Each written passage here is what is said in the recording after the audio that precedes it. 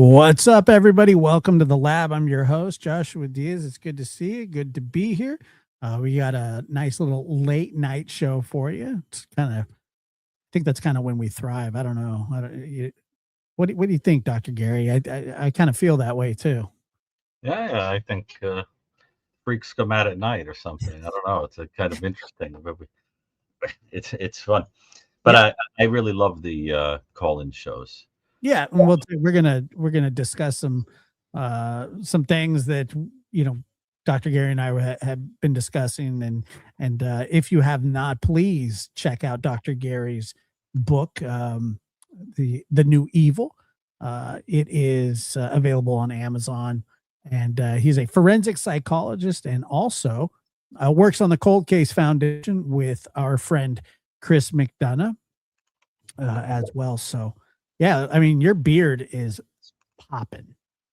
Thanks very much. I'm a couple weeks away from looking like I should be sleeping on the subway and screaming about communism or something.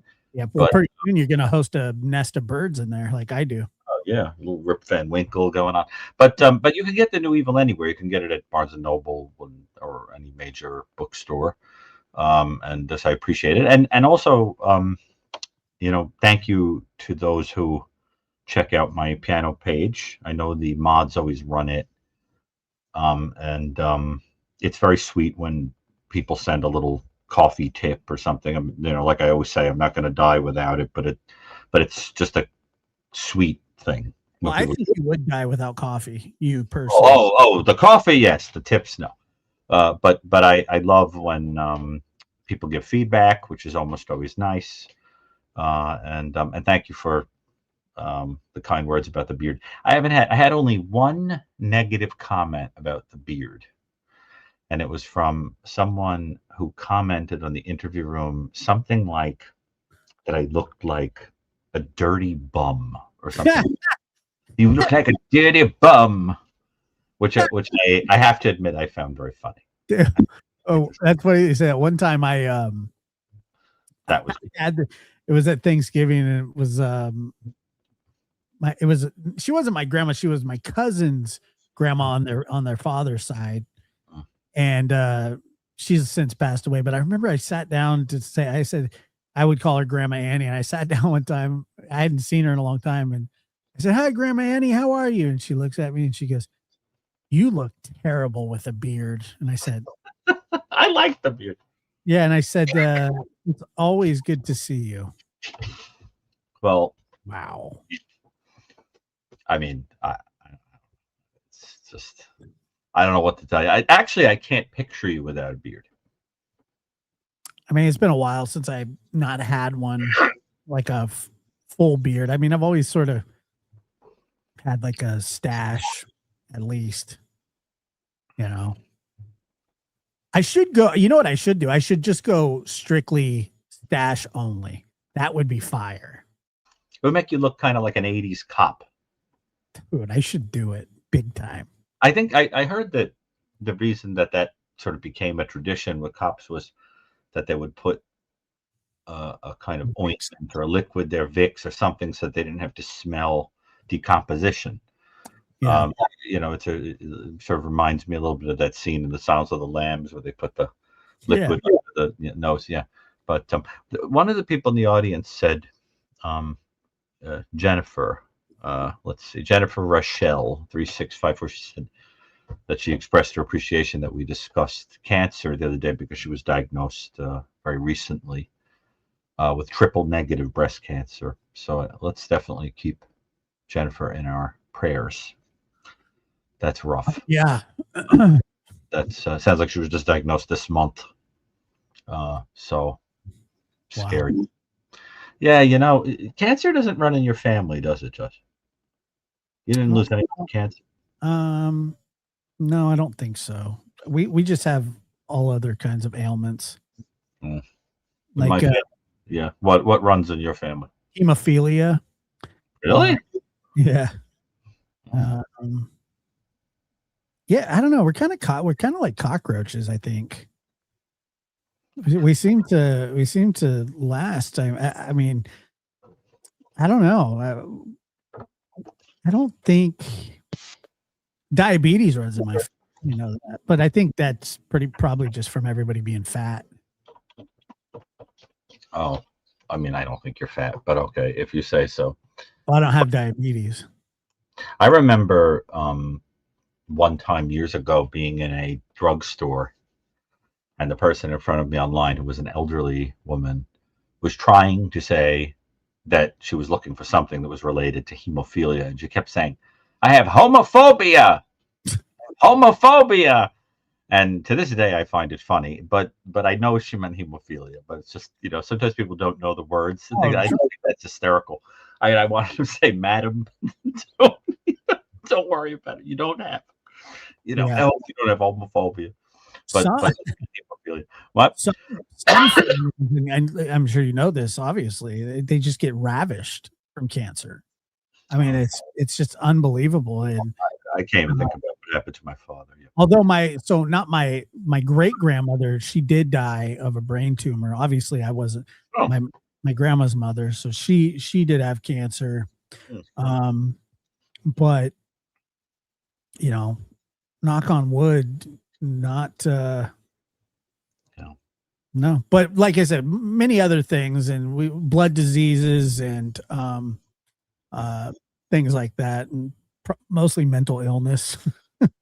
My father, it was very interesting. My father was being treated for the same cancer type as and by this in the same setting as Elie Wiesel, the Nobel winner, the Holocaust author, and it was very interesting. Because it was a very unusual cancer, and there weren't, and some people would get it, and it would all be treated in the same kind of atmosphere. And it was very interesting because I'd corresponded with him for years as a kid. And then just by this weird coincidence, he wound up having the same rare disease and being in the same place as my dad. It was all very strange. But I had written to him as a kid. It's an interesting story. Do you remember him? He wrote Night, that powerful Holocaust book, Night. I never read that book. I know the book that you're talking about, but I've never. Very, very disturbing book. But you remember him? He was like a big Holocaust authority and kind of philanthropist related to. No, it was very interesting. I still have the letter somewhere, the first letter, but it was something like this. I, as a kid, we had to write to a celebrity for a class project. I think I was like 8 years old or something. And I went into B. Dalton Books, which at the time was like the Barnes and Noble of its day. You know what I mean? It was like slightly before Barnes and Noble, I think. And I went in and I was looking for a copy of Night, which we were reading in class.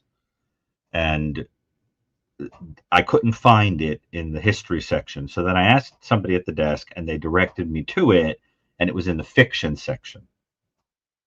But it was the story of his time in Auschwitz. Right? So I took the copies that were there, and I moved them to the history section and squeezed them in. And I said, "Oh, this is the perfect person to write to." So after I finished the book, I wrote to him. Now you have to understand, I was like 8 years old, and I said to him, "Look, I found these copies of the book in the fiction section, and I moved them to the nonfiction section. They had been miscategorized, and I always remember I got a letter from the college where he was in Boston. I got a letter, and the letter said something like this. It was like, "Dear," and it had my nickname, which I won't give because I still use it. So, "Dear," and then he said that he wanted me to know that when he got my letter, which I had written in like little kid writing, right? It wasn't like typed. I had written it, hand wrote it, and I had handwriting like a drunken crab in those days. And he said that he cried, that it made him cry in the office. And he said that when he was done crying over that, he said, "It made me cry. I want you to know that you're an unusually sensitive boy." And he said, "One day you will understand the greatness of the gesture." I always remember that. And then we corresponded, and I loved him. He was a brilliant man. I think he had a very big effect on me psychologically in terms of like it. sensitivity to people that are treated like crap, and that idea of being a philanthropist. And the funny thing is, he wasn't the only Nobel winner that I corresponded with as a kid. You have no idea. I used to write to everybody. The Dalai Lama, Mother Teresa. I wrote to everybody. I was and then my mother got me a typewriter, and I just went ballistic with writing to famous people. And I got so many answers. I remember when I was a teenager, I got a letter back from Bill Murray. And it was really funny because he basically said to me, it was something along the lines of like, "I really hope you'll get a life and go out and like see some sun," or something. It was like something like that, like he thought he was being funny, but no joke, like he actually answered, like it's in his distinct handwriting, and it was just like, "Get out, like go do something with yourself." Like it was really fun. Bill Murray of all people. All people, I have so many things that were so from, I don't know. It just started my love affair with correspondences with interesting. You wrote the Dalai Lama. Did he write you back? Yeah. What happened when I wrote the Dalai Lama was that a secretary wrote me back and said that it would take a long time to get an answer because he only personally responds. Like he doesn't go through a secretary. So then you have to like wait and wait and wait. And then I did get back something, but it was like a little 5x7 photo of him, like close up, and then like signed. And it was like a little thing written. I don't know what it was, but it was sweet, and it wasn't anything expensive, but it was nice. I wrote a letter to when I was a senior in high school. Yeah. Or not, junior in high school. We had to write like a famous person. It was like a thing. Like it was. Yeah, the same thing they made me do. Yeah. Yeah, I don't know. It's weird, but I wrote at the time the president, which was President Bush, and sorry, I'm gonna anyway. Okay, yeah, you wrote it. I got a note. I got a letter back from him with him and his wife signed. It was personal and respond. It wasn't like auto pen or anything like that. But yeah. You mean Bush Senior, not Junior? No. You Bush. mean the younger Bush? Yeah, George W. Oh, George W. Yeah. The one that was from Texas but was from Connecticut. Yeah, the one that beat up his dad, the other president. I remember. He was a cheerleader from. He's actually a really good painter. No, I didn't know that. He is a very, very gifted painter. There are books published of his paintings. Really? Oh yeah, but this thing of writing to people, it turned into a love affair of writing letters. I mean, I got to tell you, I wrote to at least 200 or 300 famous people. And most of them did send something back. Most of them just send you like a cheesy signed photo or something, and you don't even know if it's real. But some of them, because I was a kid, would really write. And it was really charming. I mean, I got letters from cartoonists and authors and poets and clergy and everyone else that I wrote to. And it was really a fun thing. I got to tell you, I miss letter writing, and I don't just write like I'm your biggest fan. Like I wrote really meaningful letters, and Right. some of the people would get very touched. You know what I mean? So My daughter wrote Robin Williams and got a beautiful. I'm not shocked. He was like that. Yeah, Dude, I saw him at I got to meet him at Comic Relief. I You met saw him, right? Yeah, I met him at San Francisco Children's Hospital love him. when my sister was having surgery. She had terrible scoliosis as a child, and it was interesting because I would hear like I heard a bunch of laughing from like rooms, and it was getting closer and closer, and I didn't know. I was like, this is a children's hospital. I don't know what could be so funny, obviously, and I was probably like 12 or 13 at the time, and then all of a sudden, with like a clown nose on and a jacket, he comes in, and it was pretty amazing. He was hilarious, and he was so kind, so kind. It was amazing. I'll never forget that. It was like a saint man. I was heartbroken when he passed. Oh, I love him. I do too. He was one of my favorites, and I was, like I said, I was just heartbroken. And in San Francisco, in Northern California, he's like a god here. I mean, he's an idol. They have murals of him. They have streets named after him. I'm not shocked. No, he was just he was a huge deal, He just wanted everyone to be happy. He hated the idea. I think his suicide was very much about not wanting to be a burden to anybody. He had a preoccupation with that idea that he just wanted everyone to feel good around him. I knew people that worked on various movies because I know a lot of actors and actresses and directors and things, and he had this thing where anytime he would be in a movie, he would make them. It was like not contractually agreed, but sort of understood that they had to put homeless people to work on the movie. Like they had to be either in the film or work backstage or whatever, like whatever area they would. Not a He had a thing for the homeless, as do I, and so I always loved that about him and Billy Crystal and Whoopi Goldberg. They had that trio that did Comic Relief, which did a lot of good. Because let's face it, the fact that we have homelessness in a country this rich is weird. Yeah, I agree. I mean, it's weird. I think that is just and the thing that's so funny about it is that we're always going on about what a Christian nation we are. Well, put people in a home that are living on a street. You know what I'm saying? Instead of screaming from the pulpit about it, go out and do it. And it drives me crazy because I've seen people, like where there are people out and it's like 10 degrees below zero and they're living on the street and they don't like the shelters because the shelters are dangerous. They are. I mean, it's disgusting. Feels like when Scrooge said, "Are there no workhouses?" Like where they're supposed. What do you think they're going to do? They want to go to the shelter. I remember one time I volunteered at a church homeless shelter. You said you do that at the holidays, right? Changed my entire life. I'll never forget. It was, I have to say, if you said to me, what is the happiest day you ever had in your life? High on the list would be the day that I volunteered with this little circle of strangers to make food for hundreds of people that came to this church. And the guy that ran it didn't collect 1 penny of pay. Nothing. Really?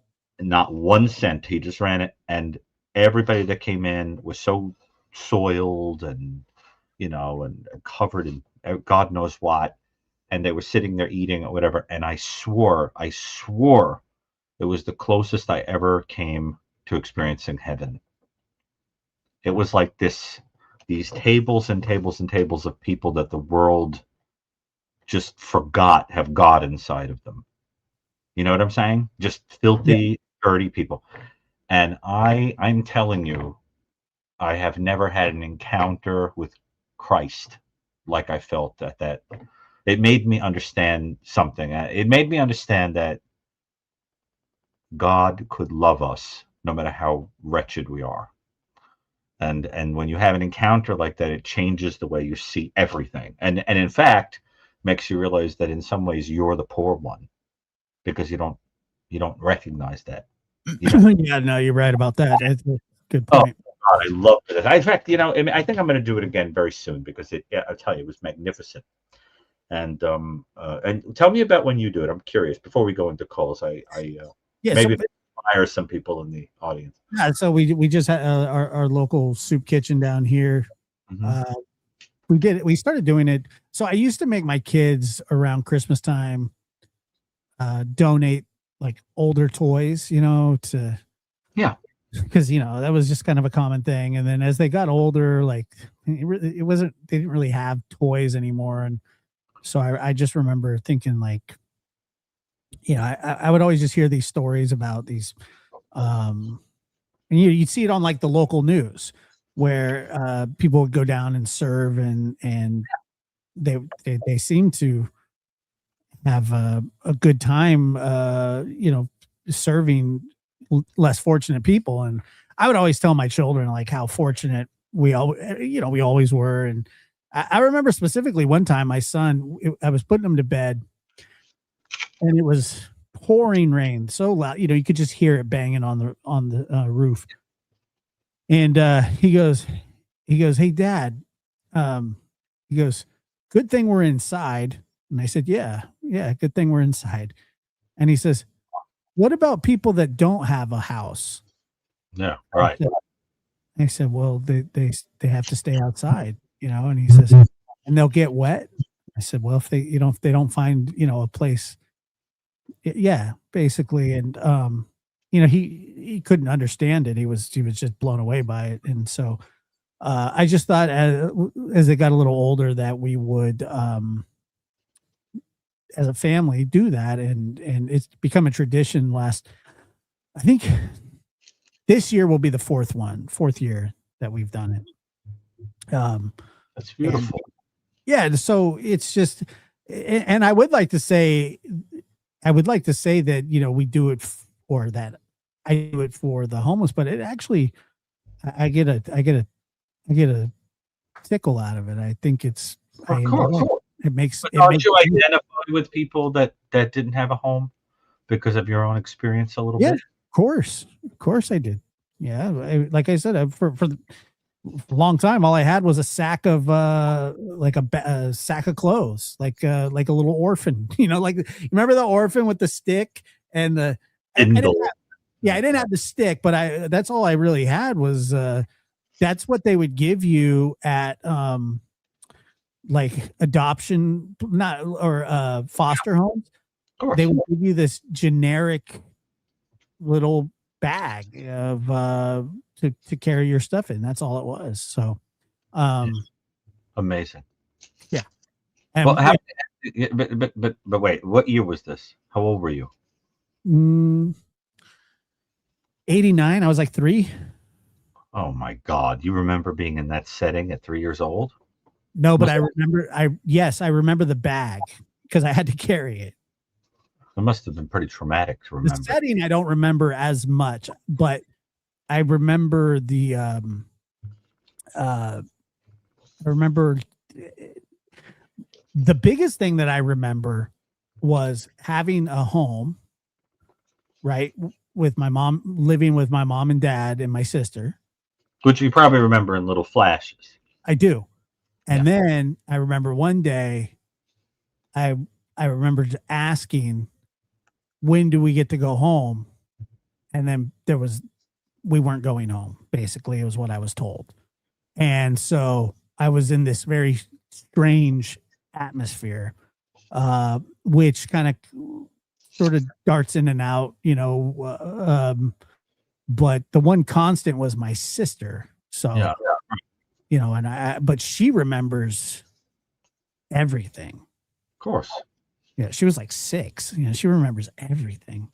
So, Oh my God. but she took really good care of me. And like I said, if it wasn't for her, then God knows. Well, it's funny. I think we all take it for granted that our house or apartment or whatever is the same as our home. But for a lot of people, that's not true. The home is like some weird other place for some people. Some people never get one. Yeah. But like there are people in this world that have been home to me or second home to me. And I'll never, you never forget them. I mean, there's not many of them, but there are some people who just exemplify home. You know what I mean? Like, for example, I associate home with like it's a cold day and you come home and you put your little hands on like a soup and they get warm. You know what I mean? Like that kind of thing. Like you come home and you just throw your stuff down and you plop in your most comfortable chair and take your shoes off and watch some dumb thing and the cat comes and sits with you, whatever. And there's a sort of comfortable quality to it, the sameness of it, the thing. And sometimes you don't get that in an architectural way, but there are people that are like that just have that quality of being like the human embodiment of home. And I've had a few of those. I mean, haven't you? Like those people that when you look back, like you Sure. almost wonder, like, how the heck did that person come into my life? It's almost miraculous, And Right. it's always like the most random characters. But when you look back, it almost feels like they were put there to sort of keep an eye on you or something. You know what I mean? Who was that for you? Who was your like home embodiment? Mm, I don't know. I guess your kids, I would think so. I would think dogs. dogs. All of my every dog that I've ever had, pretty much. I mean, I have felt that sort of camaraderie with, and they were always able to make me feel better. But no, I was not. I wasn't home. No, I wasn't homeless. Mhm. We ended up in state's care, which The isn't. whole story. Yeah, it's not it's not homelessness, but you don't have your home. But I did not go to live with my grandparents immediately, not at all. I mean, my dad was on the run for like a week, and they were they were very worried that something else could happen. So there was like a statewide manhunt for him, and so we were uh Wow. we were just sort of taken and I guess protected. I don't know. I'm not really You're sure. on your mind, I know, because you've got your hearing coming, right? The parole. What's that? Yeah. Yeah. We have next. It'd be a week from tomorrow. How you feeling about it? Um, I don't know. I'm not sure. Like, annoyed, I guess. That's I'm an interesting. annoyed by it. Yeah, but look at, it seems like it stirs up a lot of stuff. Like you just kind of want to stick it in a box and you got to go see them and talk about it and think It on, that's sucks. part of what's hard about it, right? Like the person they're popping up in your life and you have to keep thinking about it. And To be honest with you, it's bullshit that it's something that it just never friggin' fully goes away. Never. Like for the like you think that it's like all settled and um you know and for chunks of years on end it is, and then but now like in his advanced age he gets to come up for parole like every 3 years. So it's just like it never stops. And like the mail, like I still get mail constantly. Well, I say constantly, probably 4 or 5 times a year from like the corrections facility, like updating me on, what's going on and things like that. And it's just like, oh my God, here we go again. And what really bothers me about it is that um, my grandmother having to deal with this still. yeah. That really bothers me. But it's the way it is, man. I mean, it just Well, it's like you got a wish that, she would never get away from him. what's that? It's like he got his wish that she'd never get away from him. Yeah, well, like I said, it's just something that just it's constantly, you know, like if he gets denied for parole this time, he'll be back up for parole in 3 years again. You know, that's just how it is. And it's just every that over and over and over. Thing is, too, even if he does get paroled, I mean, there is such strict, you know, being on felony parole for murder. Uh, you're basically you have to live sort of like when like in a halfway house for pretty much the rest of your life under supervision. Like you can't be out past a certain time. Um, you know, you're geographically you can only go so many places. You know, things like that. So it really wouldn't be that much different than it is now, other than he would have a little bit more freedom, I guess. But I think he needs to stay where he is. How old?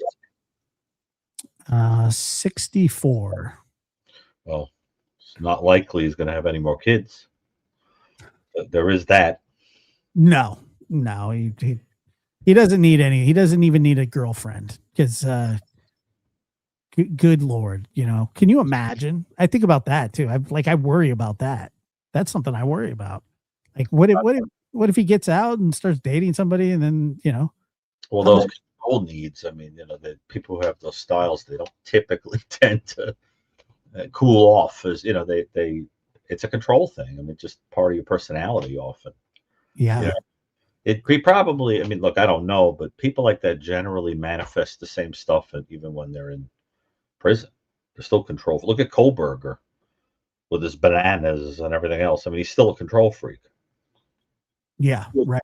You know what I'm saying? Like, you are what you are, you know, I mean, you know, he's if he's not allowed to contact us, any contact would be an immediate parole violation, and then he would go back to prison for the rest of his life.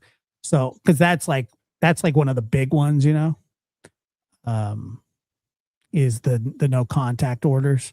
He wouldn't even be permitted to be in the same county that we live in. He wouldn't be allowed to come here. You know what I'm saying? Where I'm at, and or any place that I ever moved to, or any of my extended family for that matter. So, you know, whatever. I mean,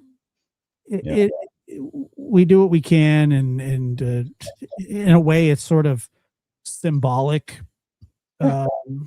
Yes, but you know, that's coming soon, you know, and the audience I'm not scared of him. I'm not like, you know, any of that kind of stuff. He doesn't scare me anymore, things like that. So, yeah, he's not allowed to contact us or anything like that. So anyway, well, you know, Charlotte in the audience, she pointed out that now you get these people who are looking for prison significant others. You know, this like hybristophilia thing where like you get attracted to someone because they're in jail, you know, they're in prison, they've hurt someone, whatever.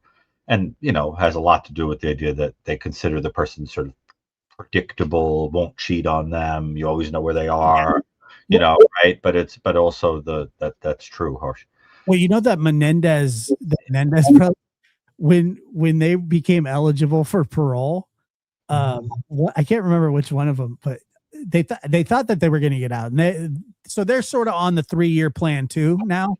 So they both got denied separately in their right. Yes, I think that is true. I went to look it up after someone asked to. Yeah, and so, but one of them who thought, I can't remember which one, thought that they were going to get out, immediately dumped their girlfriend that they had.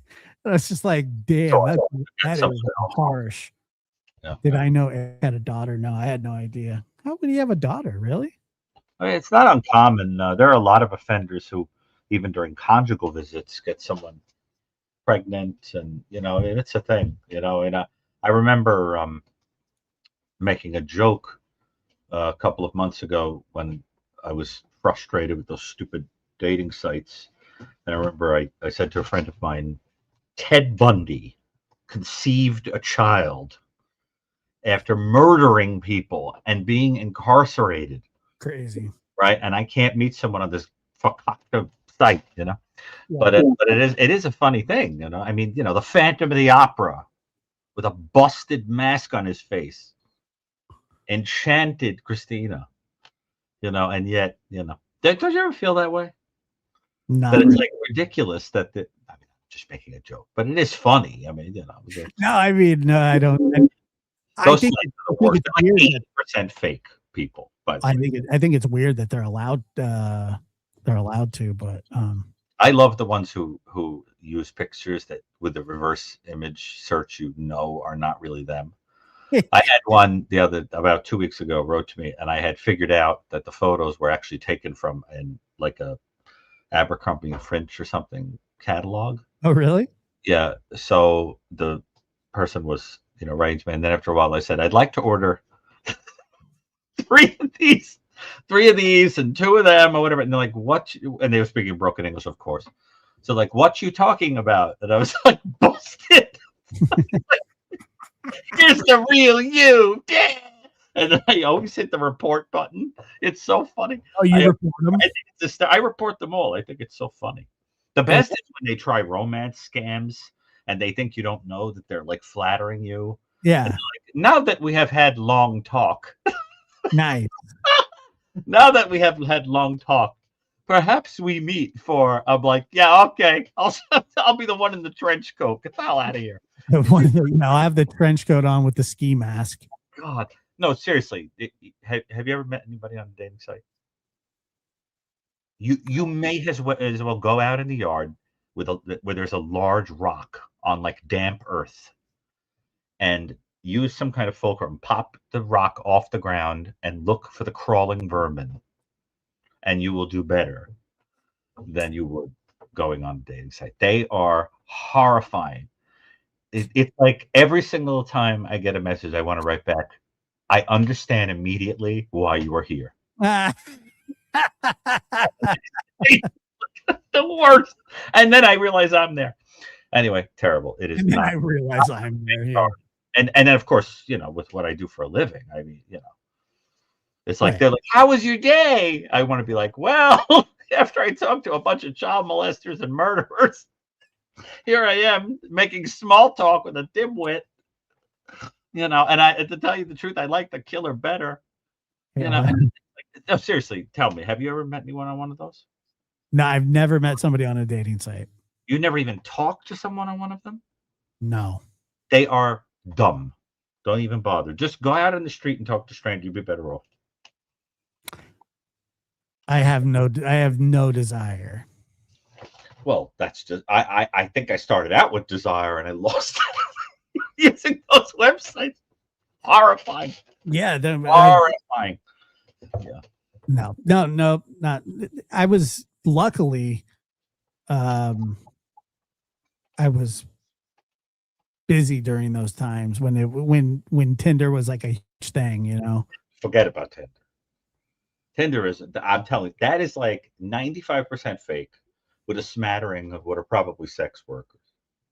Yeah.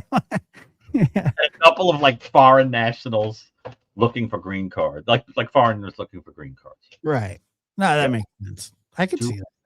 Even think about it. And you know, I mean, I'm telling you, I think I'd rather go to a baseball game.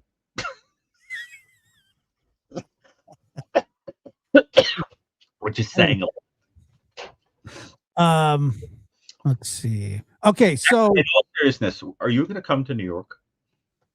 yeah, I want to come. I want to come later, either this year or early next year. But You come with your son. But yeah, I probably come with my youngest son, not my oldest son's married. So You mean his whole family would have to come, otherwise, yeah. Yeah. Well, it would be fun if you came and in all seriousness, we could go to a baseball game. It's just that I won't know anything about it. You'll know how to get into the game. I'm going to. I would enjoy it actually, and also I make jokes about it, but it's a new experience that I Never find. been with your brother or anything, or your My brother's very involved with sports teams and everything, but I just honestly don't know anything about it, but I'm sure I could learn. I mean, how complicated could it be? Very. Right. Which brings us back to the theme of home. We would have to we can learn all about you can teach me all about baseball, and then I will force you to do something like go to a museum or something. Do you like museums? Yeah, I do actually. Okay, so we'll go to the museum and I've then only been to like a we'll couple. have a good time. Bring your son. We'll have a good time. I've only been to a couple museums though, and one of them was a train museum. Oh, where is it? I think I may know it. In Wait. The mini train museum, like the miniatures, or the real train the museum? real ones. Oh, because I love museums with miniatures. Did you ever go to like a model train museum? I'm like a dope in them. I'm like, because they're so adorable and everything is miniature. I love it. Best thing in the world. Greatest thing I ever saw, and then we can move on. Greatest thing I ever saw was a miniature, like a train museum, where somebody made a miniature of the miniature train museum. In other words, it was like all the miniatures, and then there was a tiny version of the miniature train museum with the little table behind it with little so there was like miniatures of like tiny miniatures in the thing. And I was thinking to myself, if we could shrink ourselves down and go into the miniature in the miniature, is there an even tinier version of this museum in there? This fascinates me. I think it's cute. Anyway, moving along. I blacked out there for a second. I'm sure you did. That's okay. You know that reminds me of on Men in Black. You know, remember when they were looking for Orion's belt and it was on the it was the cat. You know, Orion's belt. It was on his like leash or whatever. Yeah, you mentioned Orion's belt last night too. I did. Yes, because I remember thinking. I was talking about black holes and crap. Oh, that's right. You said you don't believe in black holes. This is because you've never been on a dating site. If you did been on a dating site, believe me, you'd believe in black holes. You discover that. It's not that I don't believe in there are human equivalents of them. It's not that I don't believe in black holes. I just think like that you could say anything that's unverifiable and people will believe it. Like what? Like black holes exist. Well, there is proof they exist. How? Well, I think they actually managed to demonstrate the proof of one mathematically pretty recently and actually get an image. But how are you going to prove that to me? I don't know. You'd have to be pretty into quantum physics to understand how you could have this complete there's less than 1% of the world that would understand something like that. You don't believe that the complete absence of light have you ever seen Congress? Yeah. So the complete absence of light exists. Anyway, I don't believe in them. I don't know why. I believe in space. I believe that the earth is round. I'm not a flat earther. I think all that stuff exists. I just think that when you're telling people like, you know, this black hole collapsed on this like expanding universe and blah, blah, blah, blah, blah, blah, blah. It's like, well, we know where the universe came from down to which elements came first and how everything else exploded out of it. That's not really a matter of question at this point. I'm not saying the universe doesn't exist. I'm saying, well, yeah, we live in it. I mean, I get that. But and not only that, Josh, but think of it this way. Little tiny particles, caused this massive explosion, and out of it came all of the life that teems all over this one little tiny planet, and probably others because it's not mathematically likely. This is the only one with life on it. And these little microorganisms eventually turn into little swimming creatures and then crawl on the earth and turn into all the mammals and all the lizards and all the birds and then eventually all the people, so that we could do things like go on Instagram and look at Kim Kardashian and people dancing with cats and pouring ice water on themselves, which I cannot fathom. But apparently, this is what happened. All that evolution just so that we could do these things as human beings. It's bizarre. But that's what I think about when I'm looking at some of this stupid stuff. I'm like, millions of years so that I could sit here, and eat this corn dog. It's bizarre. I mean, you ever think about that? No, not until now. It's so dumb. It's like, what was the point of all of it? You know what I mean? It's like, just think about it. I I'm don't. just look. I'm just saying that I'm people are going to be like, Josh, they exist. They or yeah, I see the comments, but whatever you're telling me is something I've been told a million times, and it's just like you said, mathematically it can be proven to who. To people who understand the quantum Exactly right. And how many people, if you're just telling me something and I have to take your word for it and I don't understand it, I'll why take my does word for it. well why does that mean that it's the absolute truth? What if their equations You're off? a relativist. What's that? You're a relativist, or do you think that some things are objectively true if they're proven scientifically? I don't think that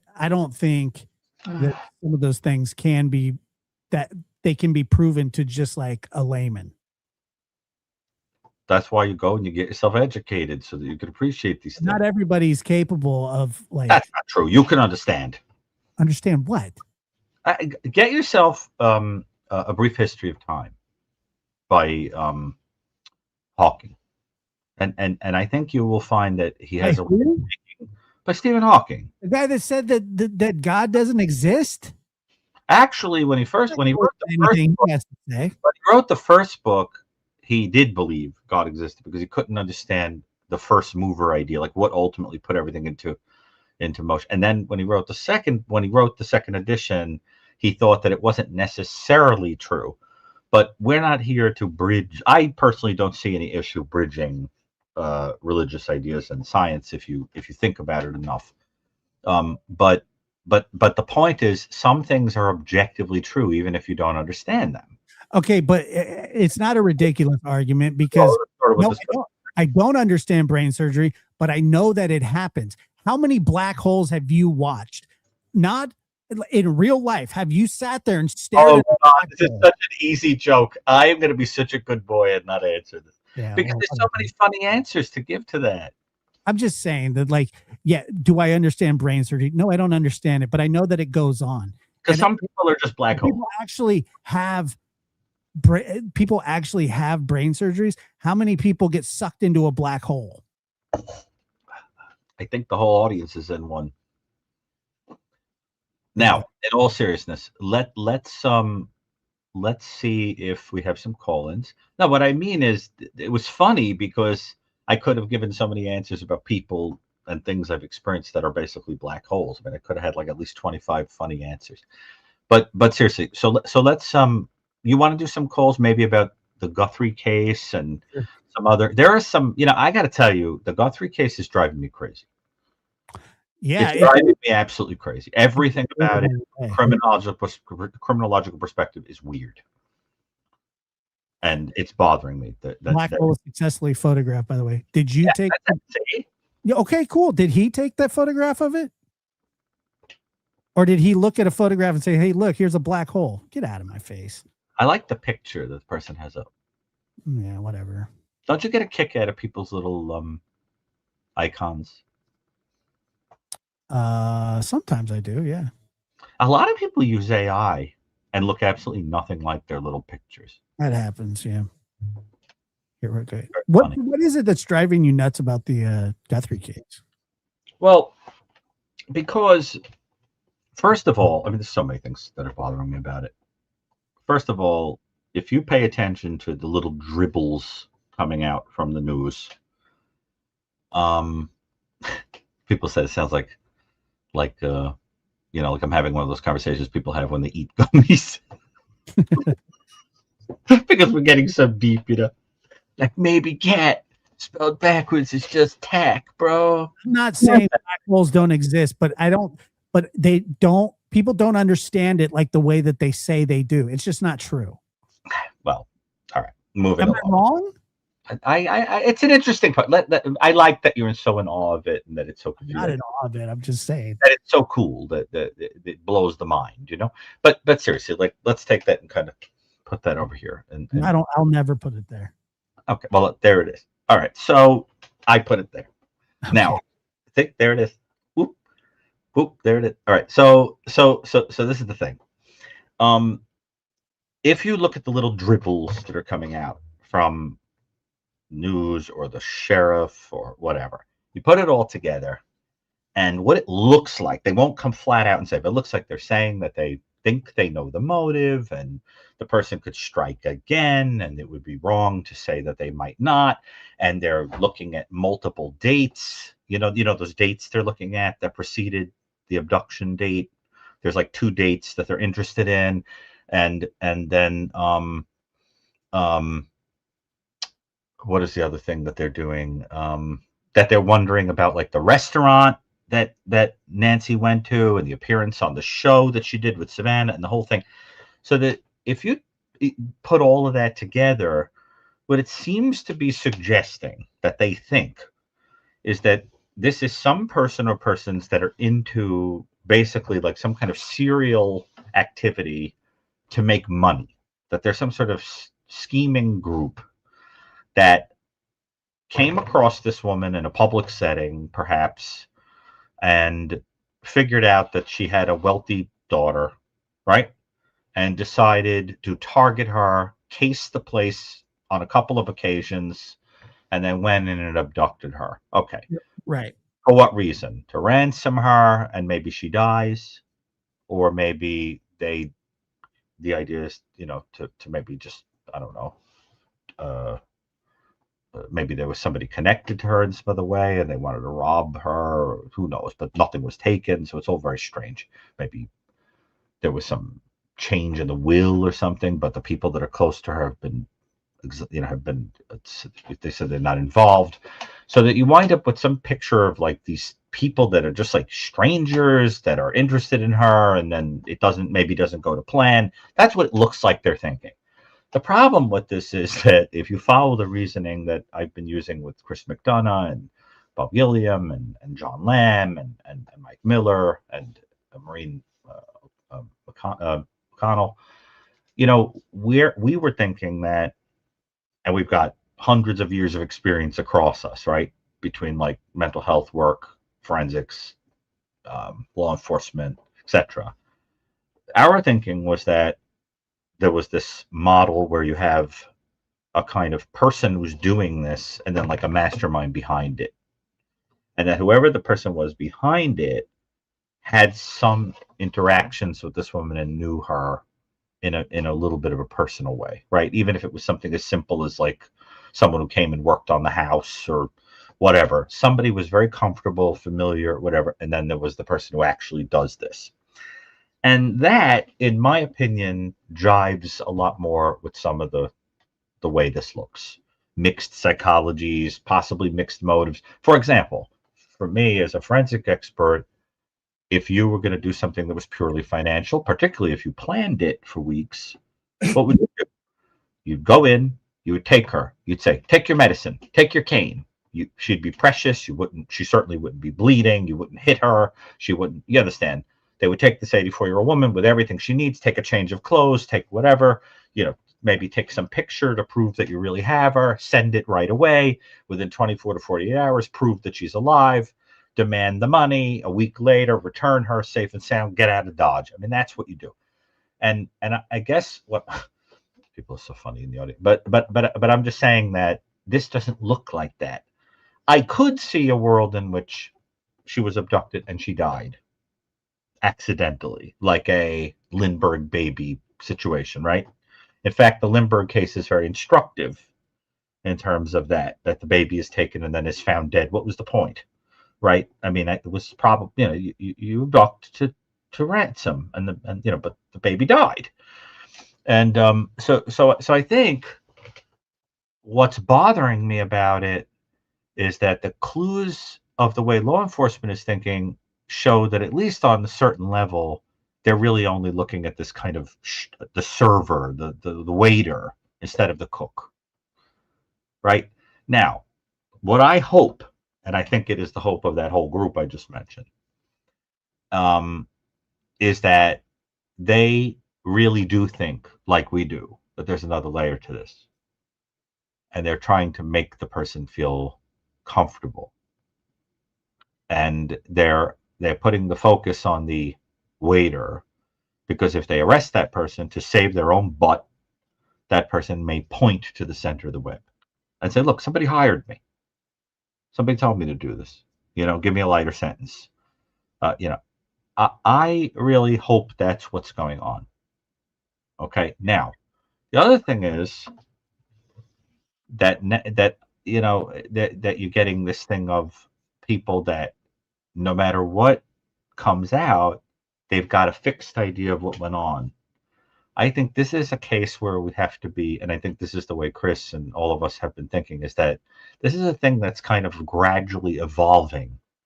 And you have a hypothesis and new data comes in and you reshape. You know what I mean? You've got to be willing to reshape. If you follow a lot of the narratives on a lot of shows and a lot of whatever, it's a lot of like perseverating on a preconceived kind of way of thinking about it.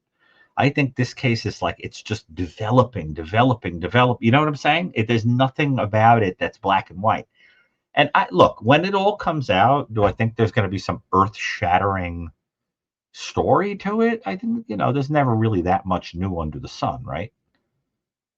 But what I think we might find is that whoever was sort of behind it is a more complicated character than the person at the door, with the foliage on the camera or whatever, because that's just a dummy, there's a little more to it. I also think that the person watches these shows.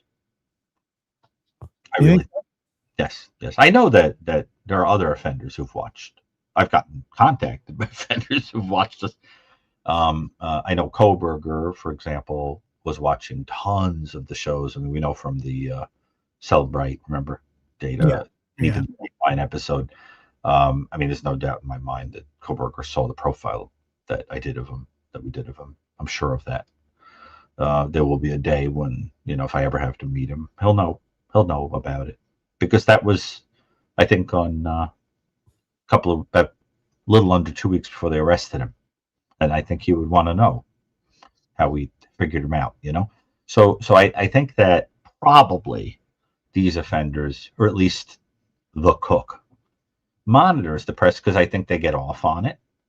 I think it gives them a feeling of control. It makes them know, when maybe a red herring has to be thrown out there. Now, this is the other thing bothering me. You asked me what's bothering me about the case. There's another thing bothering me. Knowing all I do about criminals, and I heard another expert say this a couple of days ago or yesterday, is knowing all I do about criminals, even if the person died, you would say to the family, I can tell you where the body is. Give me the money and I'll give you closure. I'll tell you where she is. I'll tell you where she's buried. I'll tell you where she. Part of the problem is I don't think there's a body. I don't think so. These are the type of people, whoever did this, I think is probably the type that would eliminate the body. It is not the type that, like, there's a burial place. If she's deceased, God forbid, that there's like a burial place. It's more the types that would eliminate the person completely. So then what? You know what I mean? So you would come forward for that. You'd come forward for it. You'd say, I'll tell you where she is. Dump the money. We wanted her alive in exchange for money. She died. Okay, well, we'll tell you where she is. I think that you're probably correct. It feels sort of like Jimmy Hoffa style, things like that. Very unforgiving type people who will do anything to kind of cover their tracks. Maybe organized crime on some sort of level. Exactly. But I mean, no, I think she's gone. I keep thinking about Israel Keys when he took Koenig and he wanted ransom money. She was already deceased. Remember, he made her look alive for the photo. And then I remember the father bringing the money. The father is literally like they're running there with the bag to bring the money. He's dismembering her and putting her in a lake, like through a hole in the ice. You know what I'm saying? Yeah. I mean, she was gone, completely gone. So and look, it's Jimmy Hoffa style, meaning her body would never be found because I don't think so. That's what I meant by it. I didn't think that she got, like, I'm not saying she got taken by the No, I know what you mean. You're suggesting that these are the type of people that would try to eliminate Of the body course. completely. Now, look, I hope I'm wrong. I hope she's alive and well. But unfortunately, after 45, going on 46 days, whatever I think is the number, it's really improbable. I mean, she doesn't even have her medicine. You know what I'm saying? I mean, it's hard to believe. And I think Well, the family just wants to sort of accept it, you know, and get some kind of closure. I mean, these monsters or monster, whatever they are, you know, you really think they're going to come forward and say, here's where she is? I don't think so. no, probably not without some sort of compensation, but I don't think that they can do that without probably being caught. That's the problem. But as soon, but that, because look at the money that's offered, million two. You don't think somebody wants to go rat? You know, and somebody wrote to me and told me they actually they tried to give information, you know, like where you could get the reward. And they said that the response that they got was that like they weren't eligible for it because they didn't like directly know who they were talking about. Like in other words, if you, let's say you come up with some brilliant theory based on publicly reported information and you're like, I got it, I solved it, and you try to call them, you're not eligible for the reward. You have to actually like know the person or people you're calling about. Right. You know what I mean? And but I think they're getting a lot of that. People that Oh, are just I would assume so. And you know, that was another thing, was that the sheriff said that he didn't want the reward out that early because he was concerned that there would be like a flood of crazy tips. And I wonder if that hindered people coming forward as well, you know, earlier on, because maybe there were people that did know that could have not it almost feels like they're in too deep now. I don't know. I mean, that's just sort of, well, I'm sure somewhere there's somebody displaying a lot of weird post-offense behavior because the person is sitting around, you know, worried. You know, I mean, look at it like, well, although the person in the camera didn't look too worried, but look at it like this: the sheriff suggested that this person could do this again. You really think this person would do this again there? no. I mean, they would get out of there if they were going to do it again. They'd go to a completely different part of the country, probably, right?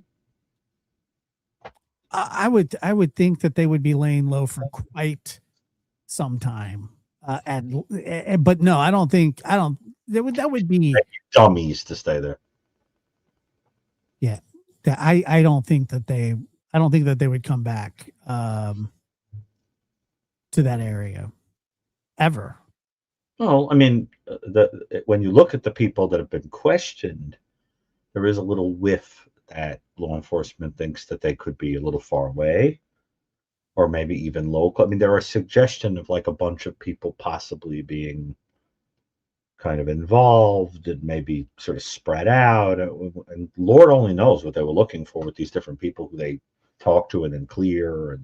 But it gives you this sort of interesting clue about, you know, and then the other thing is there anybody in this group that would kill each other? You know, just to shut them up or something, you know. Or the whole thing is like literally, it's like nobody got anything. Like nobody got, who benefited from this?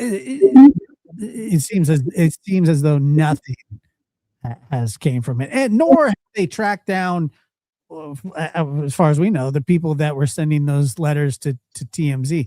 The link is pinned at the top. If you want to, if you'd like to check in, call in, click the link at the top, and well, so now just let's lay some ground rules.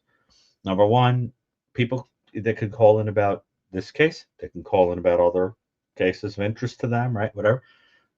People like to call about personal things that trouble them. Whatever. Remember, we can't be doing therapy, right? Like we can't give, you know, I can't give clinical answers. You know, I can speak generally about something, whatever, but you know, we can't. That's just, we have to be appropriate.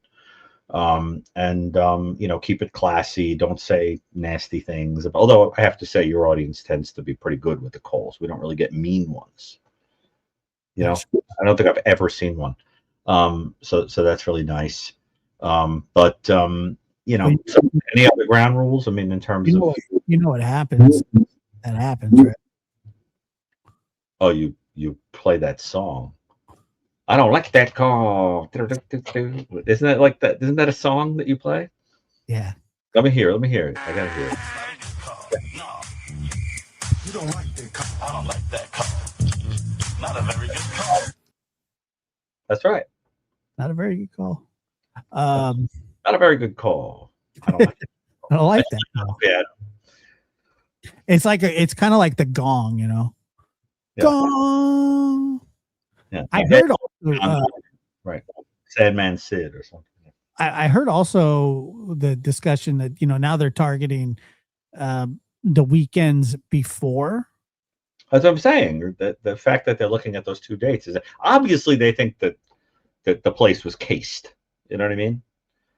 Where they came to sort of check it out and, and maybe see where she was or how she's been. I also think it's absolutely I'm not an investigator, but isn't that kind of day one stuff? I mean, I think at this point they're trying to cross all the T's and dot the I's.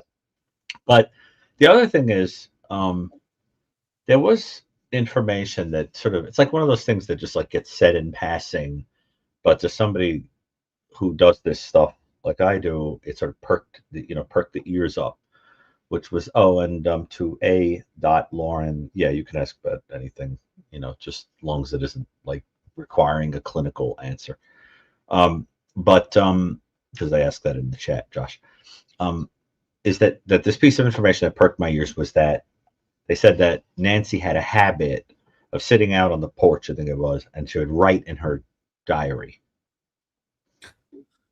I want to see what's in the diary because it would tell us if there was some weird incident, something in the circle of people who knew her, something that might give a whiff of somebody having an issue with her. You know what I'm saying?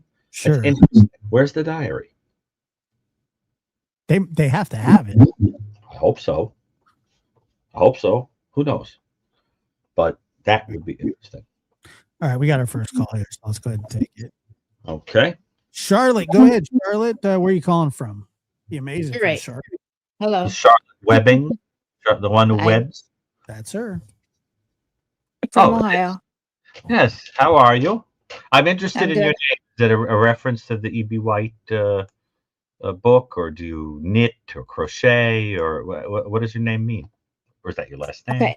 So I have a theory here that I don't think anybody has had. I would like to know if any of the neighbors, if anybody asks any of the neighbors. So like around here, we have people that go door to door that solicitate, right? Mm-hmm. And they ask for people's utility bills, if you want to vote, if you want to do this, whatnot. Mm-hmm. And they solicitate, right? And I would like to know if any of the neighbors had any of those door-to-door people come around, because even though I looked it up on the internet, right? So Columbia Gas, certain electric companies, and certain gas companies or whatnot, you don't have to have any type of education. You can have a criminal background, which I'm not trying to say you don't have to have criminal background. But I'm not wondering, because when they come to your door and ask for a certain, a bill or whatnot, you got all kinds of information on there. And especially an 84-year-old woman, they could say, oh, well, this is not enough information. Well, we need this other document or this. Mm. And You know, I think, okay, I owned a home health business for almost 18 years. Okay. Mhm. I've heard from so many people of all of you can actually be a target of so much. Do you know that 1 out of 3 um, senior citizens are a target of scamming? I mean, And that doesn't surprise me, but I didn't know that statistic. Can you hear Dr. Gary? no, I'm Say sorry. something. No, say something, Gary. Can you hear me now? I can hear you now. Oh, okay. No, because people thought it was funny because I went on and on with this question before you started talking, and I think you didn't hear it. But look, in all seriousness, um, you're making an interesting point because the way that law enforcement seems to be thinking about this is and we can only deduce it from the little bit they're saying, is that this was like a group of schemers or a schemer who Mhm. basically just targeted an elderly, vulnerable person for financial reasons. And the schemes that people come up with are just absolutely unbelievable. I mean, I'll give you an example. I heard a story one time, in all my collecting of crime stories for writing purposes, about a Mhm. parking lot that was near a movie theater. Okay. And Mhm. people would leave their car there and they would say to the person in a very casual way, "Oh, you're going to the movie theater, huh?" "Yes, I am." "Which one you going to see?" "Oh, I'm going to see, I don't know, Pig Babies from Hell." "Okay, enjoy that. Oh, that's like a 2.5 hour movie, right?" "Yeah, it's a long one." "Okay, enjoy it." All right. Now they say, "Well, give us your car keys and you could just leave all your keys here, and just give us some, you know, give us Okay. no, no, Exactly.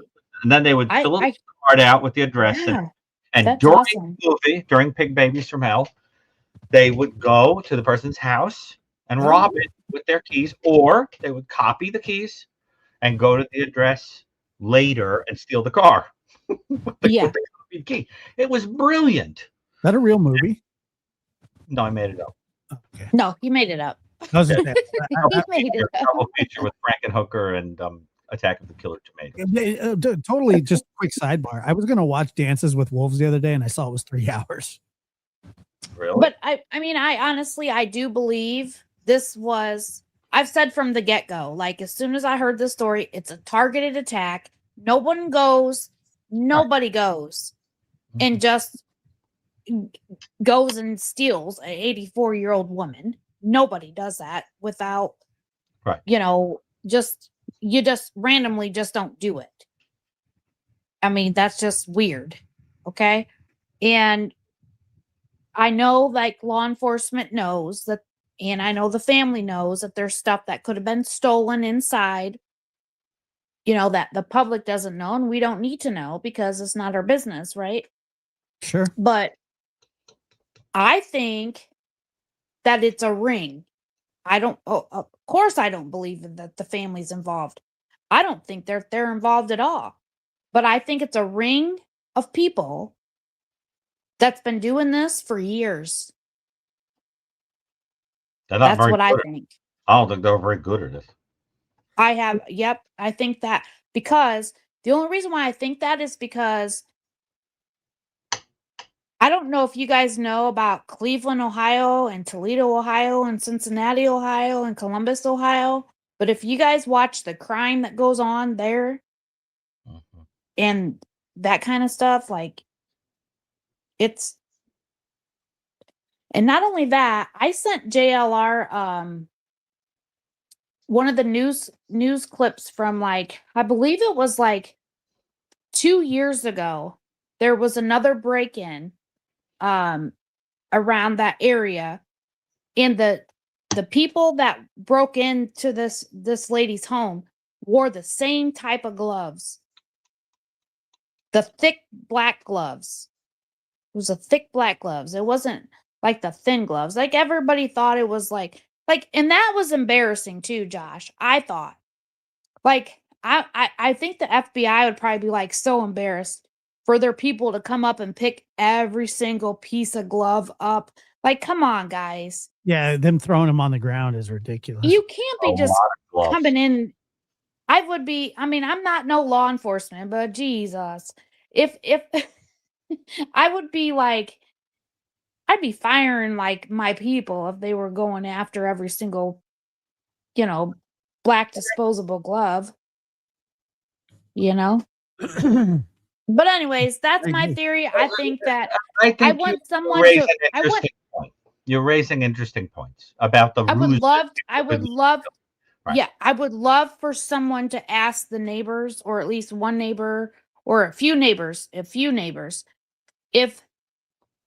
in the past year, if there had been anybody going around asking if they need to lower their gas prices, or if you would like to switch,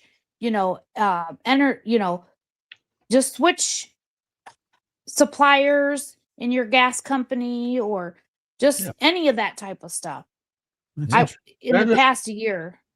It's a very interesting question, and I really like the way you're thinking, and because the we've got to get creative with this situation. It's just so that's really interesting. Thank you.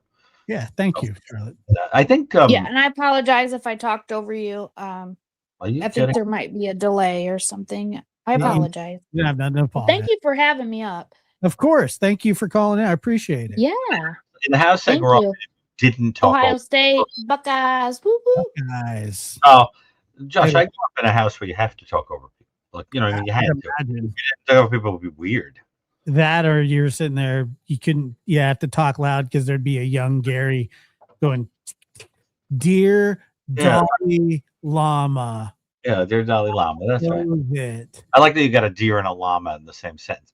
But the thing is that it just cracks me up that people are they get so apologetic. I mean, if I brought somebody to the house and they didn't talk when other people were talking, people would lean over to me and say, "Ma non dice niente. She doesn't say anything. What's wrong with her? No, she no eat nothing. She don't say nothing." I say, "Well, she." That's how your mother talks. No, my extended family, they all sound like that. That's what they would say. "What?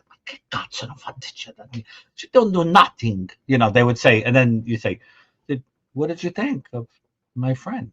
What's the problem?" Like that. They think it's weird that the person is not loud and irritating. You know what I mean? It's just very, very funny. You have to understand how much I love that culture.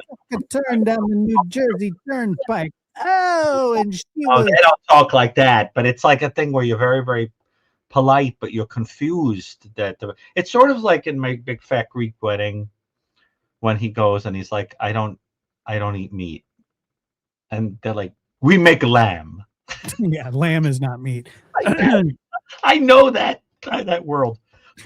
Nancy's dog died in December. Would the perp potentially poison it to get it out of the way? Could the dog be exhumed and test?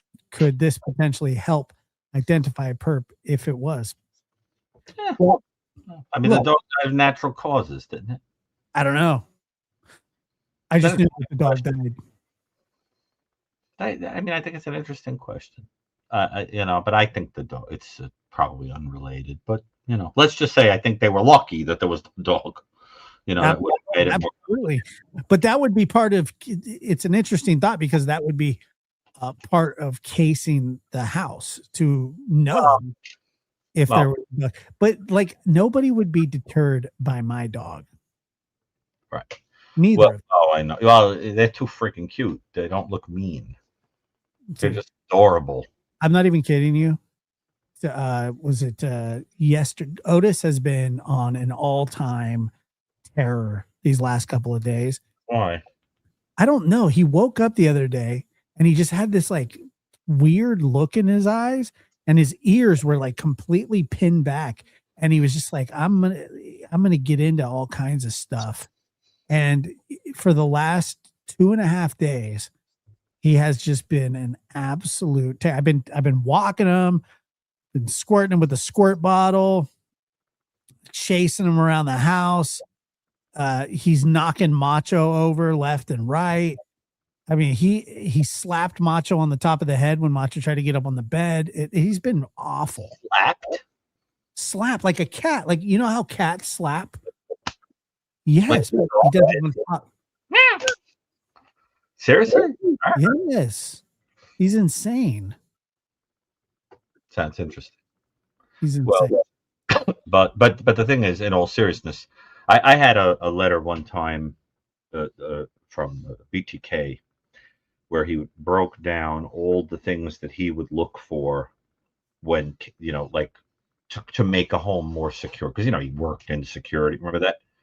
And in the list, I wish I could find it. In there, in that document, he included checking whether somebody had a dog. I think that matters. I would think so too. I think it would be. It's a huge. Yeah, like I said, the dogs that I have are they're as useless as a crap flavored lollipop, but they're very. That is the most disgusting simile I've ever heard. Really? Useless as a crap flavored lollipop. Yeah. I'm gonna throw up. Right. Well, that's the point. You get it, right? Like there's no I use. would eat one. I understand, but ugh. Okay. How about Is this? somebody else call so we Nope. can get off the subject of crap flavored confections? Or useless as a microphone at a Britney Spears concert. All right, I can kind of get that one. You don't like the crap flavored lollipop one? Did you make it up? Some version. I think I heard some version of it before. Throw up so hard. Yeah. But We got another call. Janet, go ahead. Where are you calling from, Janet? The beautiful state of Texas, which I love dearly. oh, we remember you. How are you? Every time you call in, you seem to fall a little bit more in love with the state. I know. Well, you know, I forgot about Matthew McConaughey. You know, All right. that like changes things around. I Add don't know. to it. All right. Janet So from Texas. my question about the case is, if they think that it was cased for like a couple of weeks ahead of time, which, you know, I think they have pictures and stuff to show that it was. Do you think that that eliminates the possibility of family involvement, or do you think that would still be an open question? Let me put it this way. I think that because the sheriff has come out and said that they have been cleared, it is not appropriate for us to proceed with that thought process. However, I don't think that the possibility of somebody who knew her, even if it's in some secondary way, can really be taken off the table. Somebody seemed to have familiarity with her home, her whatever. So let's just sort of take, I just think whatever people want to think about in private, they want to say, you know what, fine. But I just think it would be irresponsible, you know what I mean, for us to kind of say, we know they cleared people, but let's talk about them anyway. You know what I mean? It's not, because these people are they're trying to deal with a tragedy and are being bombarded by the public and whatever. So I just think we have to be appropriate. Don't you think, Josh? We have no choice. We have to. Well, yeah, I think That's how we want, but in private, you know what I mean? Whatever you think, you know, you have a right to your thoughts, but I think it becomes reckless if we. somebody was telling me that I think it was like on the Megyn Kelly show, that they were talking about how the family had passed polygraphs and that that's why they were going in a different direction, I guess. Well, I don't know. You know, and then I read that Savannah is furious about the speculation of Tommaso. Well, all right. and which she personally, if you're asking me, that she could thank Ashley Banfield for that. But hold on, Gary. Unless you can't show it because it's copyrighted clip from a movie. What? What you have? Clip I sent you. Oh, yeah. They'll nail me on it. Aw, crap. It's so funny. But it's just it's following up on the same joke we made last time with the caller. Oh, So, yeah. but listen, let me put it this way. I don't, in my mind, I am not satisfied about this being something that just involves a couple of crooks, that decide they want to rob, abduct a woman for money. I think that someone who is in the circle of this woman's life, even in some minor way, is in the background, is involved in some way. But I am a believer in that if some people have been cleared, you just don't.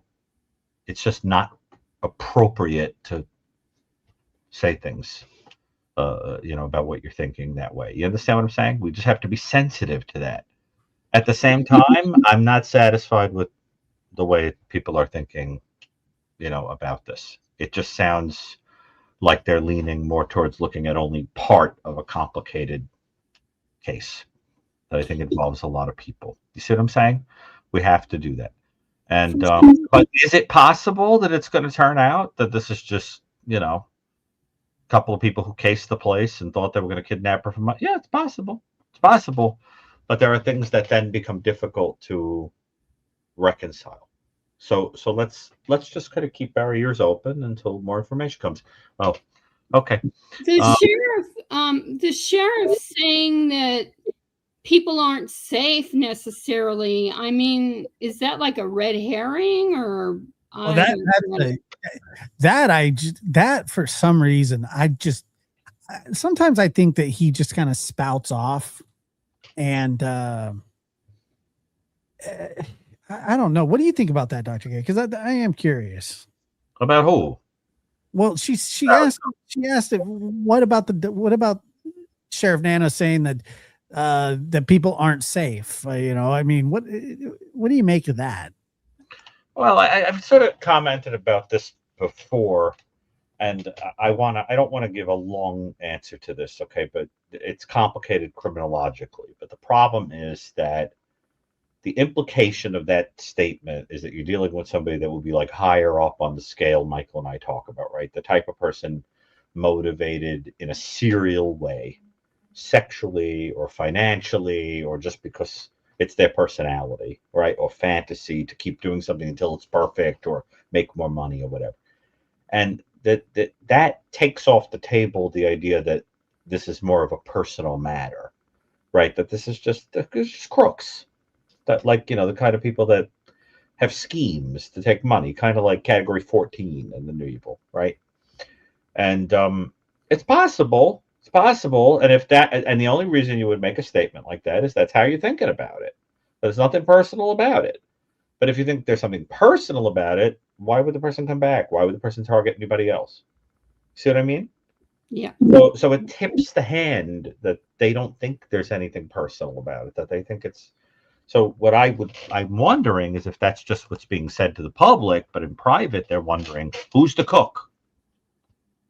Let's see if anything comes later and it gets a little more complicated. It could be that the FBI is looking at one aspect and the sheriff is looking at another. You know what I mean? Who knows? But all I know is that it does not. I cannot wrap my mind around a couple of goons, being responsible for the sophisticated thing if one of them is as dumb as the guy on the camera. You know what I mean? And that's that's as simple as that. And then they're satisfied that they don't get anything out of it. I don't think so. So we'll see. But my instinct, everything in my instinct tells me there's something deeper behind it. But we'll see. Totally off topic. Just curious. Have you ever seen the movie Bernie? Bernie. Bernie. Yeah. Let me see. I'll look in my little list here. I keep a very long spreadsheet.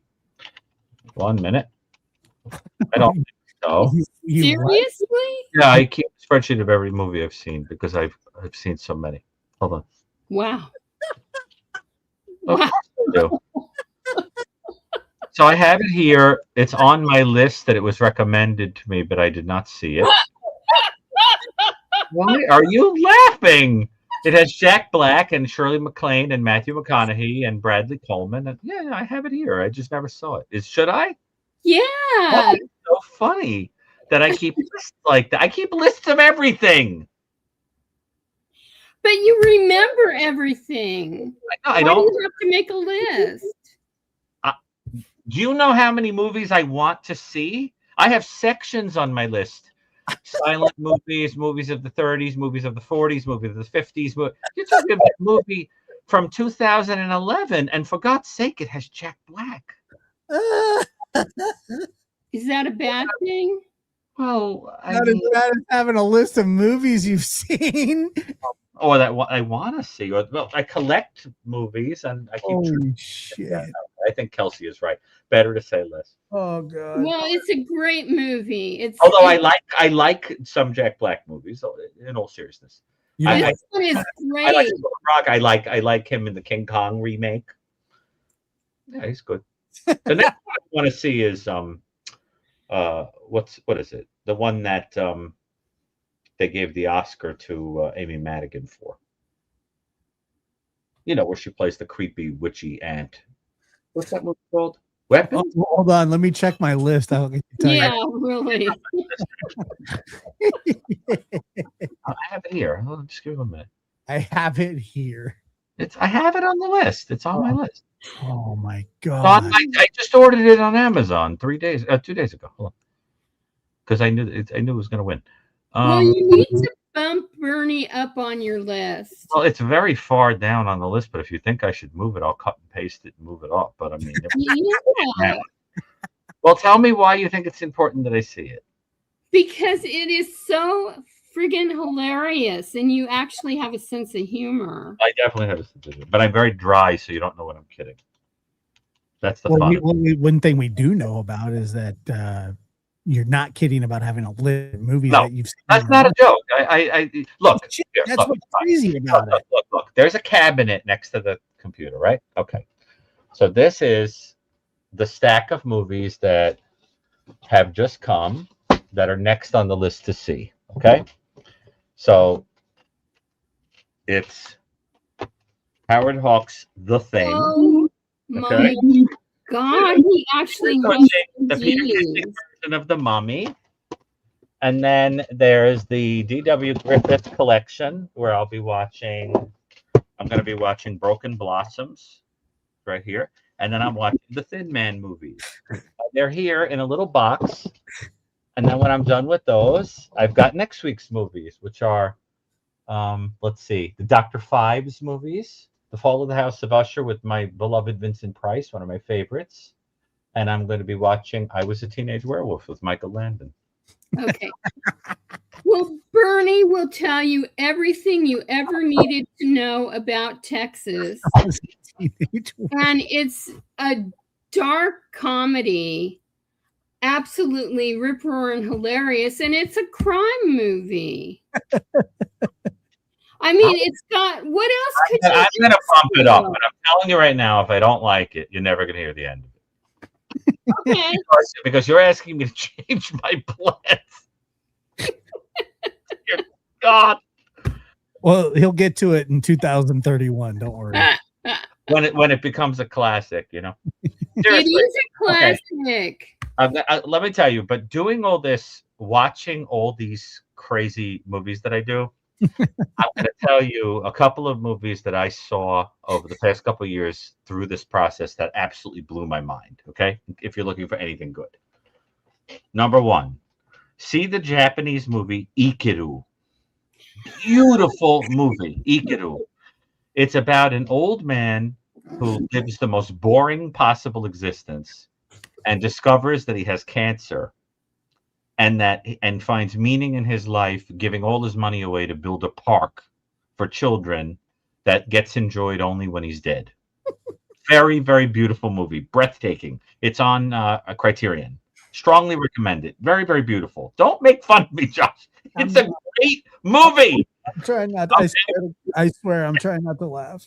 Breathtaking movie. Absolutely beautiful. Number How do 2, you spell it? Ikiru. Ikiru. Very, very. AME. Josh, get a life. Okay. Next. They don't make great Japanese movies about corn dogs, bro. Okay. Second thing is, I recommend The Changeling. Magnificent horror movie with George C. Scott. Based on a true story. Absolutely love it. It is about a musician who moves into a house, has a ghostly experience that leads to the discovery of a corpse, and then gradually he unravels a murder mystery that involves a senator. And it turns out that the senator is a fraud because he was, people said Gary took over your show. I'm so sorry. I didn't mean to. I'm so sorry. You didn't take it. No. I didn't mean to. I'm a bad boy. What can I tell I you? love it. But I think that's a great movie. Scott is magnificent. Really, really good one. Let me see if I can think of any other really wonderful ones I'll name one more that I loved. If you're into horror, because I'm a horror movie nut, you know that, Josh. Yeah, Right. I should know that actually. Love. I love these movies so much, you have no idea. Another one I'd recommend is Carnival of Souls. Did you ever see that? No. Amazing. It is a really cheese-tastic horror movie, black and white horror movie. Hank Hervey directed it and plays a zombie in it, about a woman who doesn't know she's dead. It's sort of like the Twilight Zone Hitchhiker episode meets The Sixth Sense. Okay, and this very lovely woman, played by Candice Hilligoss, gets hired as an organist in a church and is very dissociated and kind of floating through life and keeps having these creepy experiences that keep drawing her to this building, the bathhouses and the famous old bathhouses on Salt Lake in Utah. She keeps being drawn to them and doesn't know why. And the reason is that the dead people who live there are trying to get her to come there and accept that she's dead. And they have a carnival that's going on there where there's loud circus music and the whole thing. And she's just going through life not knowing why she's compelled to go there. And then she gets in there and there's this dance of the dead. Oh, it's beautiful. Anyway, I don't know what's wrong with you people. Good What? time to walk your dogs, Josh. We're gonna be here a while. Oh, that's so sad. I could stop talking. See, now nobody appreciates me. Bernie is based on a true story. I mean, it's a true crime story. Man, are you still banging him on about that Bernie movie that he's never gonna watch? I'm going to die alone, Josh. You said it's the curse. The curse of having a brain. If you will watch Bernie, I'll watch Ikaru. To Live. Please see it. It's such a beautiful movie. You even look it up on YouTube. You're joking, but every one of these movies is magnificent. I know my movies. I'm telling you, if I recommend a movie, you should see it. I am picky as hell with movies, and those are great movies. Well, Seriously. I am too. Good. Although this Jack Black movie doesn't inspire confidence. I mean, for God's sake. Who's wrong with Jack Black? He's very talented. Yes, I mean, it has Matthew McConaughey, so we know why Libre? lady is watching it. Have you ever seen Nacho Libre? Josh, that's not even on my list. I know that one's not on my list. It would have pained me to put that on the list. Should I? You've never seen Nacho Libre? All right, hold on. No, don't add it on your list. If I have it on there. Oh, wait a minute. That's Jack Black too, isn't it? Yeah. Oh, no. I know about that movie. I never saw it. No. Isn't that one something to do with like Mexican wrestlers? Yeah. Oh, yeah. Okay. Should I see it? Definitely. Have you ever seen School of Rock? Yes, I mentioned earlier. I like that one. That one's good. I'm only kidding. I like Jack Black. He's fun. Do you know that more than one person has told me that they find Jack Black profoundly attractive? Yeah. You said that? No, not me. But there You are people, find Jack Black profoundly attractive? not me, but there are people who have said that. Isn't that interesting? Not really. I mean, I just think he's sort of got something. I don't know what it is. Maybe it's just the, you know, the kind of aggressive kind of, you know, I just am what I am kind of thing going on that some people just find attractive. He doesn't give a flying crap what anybody thinks of him, you know. well, that's easy to do when you have $200 million. Janet, thank you so much. I appreciate the Anyway, seriously, I was having some fun with you, but That was fun. is she gone? Did she? Is she? No, I'm here. I'm I here. was having some fun with you, and but in all seriousness, you really would love those movies if you're a movie lover. And I promise you. Oh, I knew David Lynch actually. I'm a big fan. I got to know him, but I think that we in all seriousness I like to learn from each other about movies, and I really will watch it. If you think it's worth it, I will move that movie up higher on the list. I just have to order it because I like to own the movies I see. So I will buy it and watch it in a few days. God, Okay? I'll report All it. right. I expect a full report. I promise I will give it to you. Okay? Hey, take care, you guys. Thanks. Thanks, Janet from Texas. Can you get him to repeat? I'm sure I could Which get one? him to repeat the list of 3 movies so I can write them down, please. Ikiru, The Changeling, which you can find the whole thing on YouTube, and Carnival of Souls were the ones I mentioned. I think was that it. I think those were the 3 I mentioned. Yeah, and I didn't know David Lynch very well, but I met him a couple times, and I thought he was a really unique human being. Let me put it to you that way. Very unique person. Very spiritual. Very interesting person. My favorite of his movies, probably The Elephant Man. Yes. Oh, yes. Someone on the line. Okay, let's hear. Let's see. The National Velvet. I mean, not National Velvet, American Blue Velvet. If a perp returned to the scene, do you think his behavior was, hey, look at me type attitude, or more like a snake in the grass attitude? It's a good question. I don't know, because I don't know if you're talking about the person that perpetrated this or the person that might have been behind it. But I think that there's certainly some blend of personality stuff going on here, some narcissism, some sociopathy, a little sadism, and those are all the types of things that lead to people enjoying watching people squirm trying to solve a case and things like that. So you know, it's a good question, but I think it takes, you know, we're gonna have to find out, you know. Yeah. So, and by the way, Josh, I hope you didn't feel that I was wasting. No, that was probably You were hysterically laughing, so that it was the greatest thing I'd ever heard. Did I keep a movie list? Yes. I should share it with you. You'd have a ball. I have a special section on it just for movies that are based on crime. I'm all right. Thanks, though. Don't you think I should do a book of movies that are about psychopaths or Yeah, if criminals? that keeps you from sharing it with me. Not should. Don't you? I think that you would enjoy it. I don't think so. Probably not. I think I should do a book with John Lamb. I want that. That is a great idea. Oh, because then it would be good. Yeah. Your books are good. Your I'm list. The Malocchio. You know I'm going to give you the Malocchio if you keep this up. You know what the Malocchio is? I have no idea. The evil eye. Oh, well, Maloik, as we say. that's fine. I don't care. It's a little scary when you get the Malocchio. You know? Well, we just lost her. I wouldn't really give you the evil eye. Right. Ready for our next call?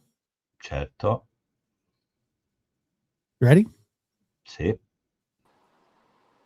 All right, Jason. Jason, what's up? How are you? Hi, good, thanks. Yourself?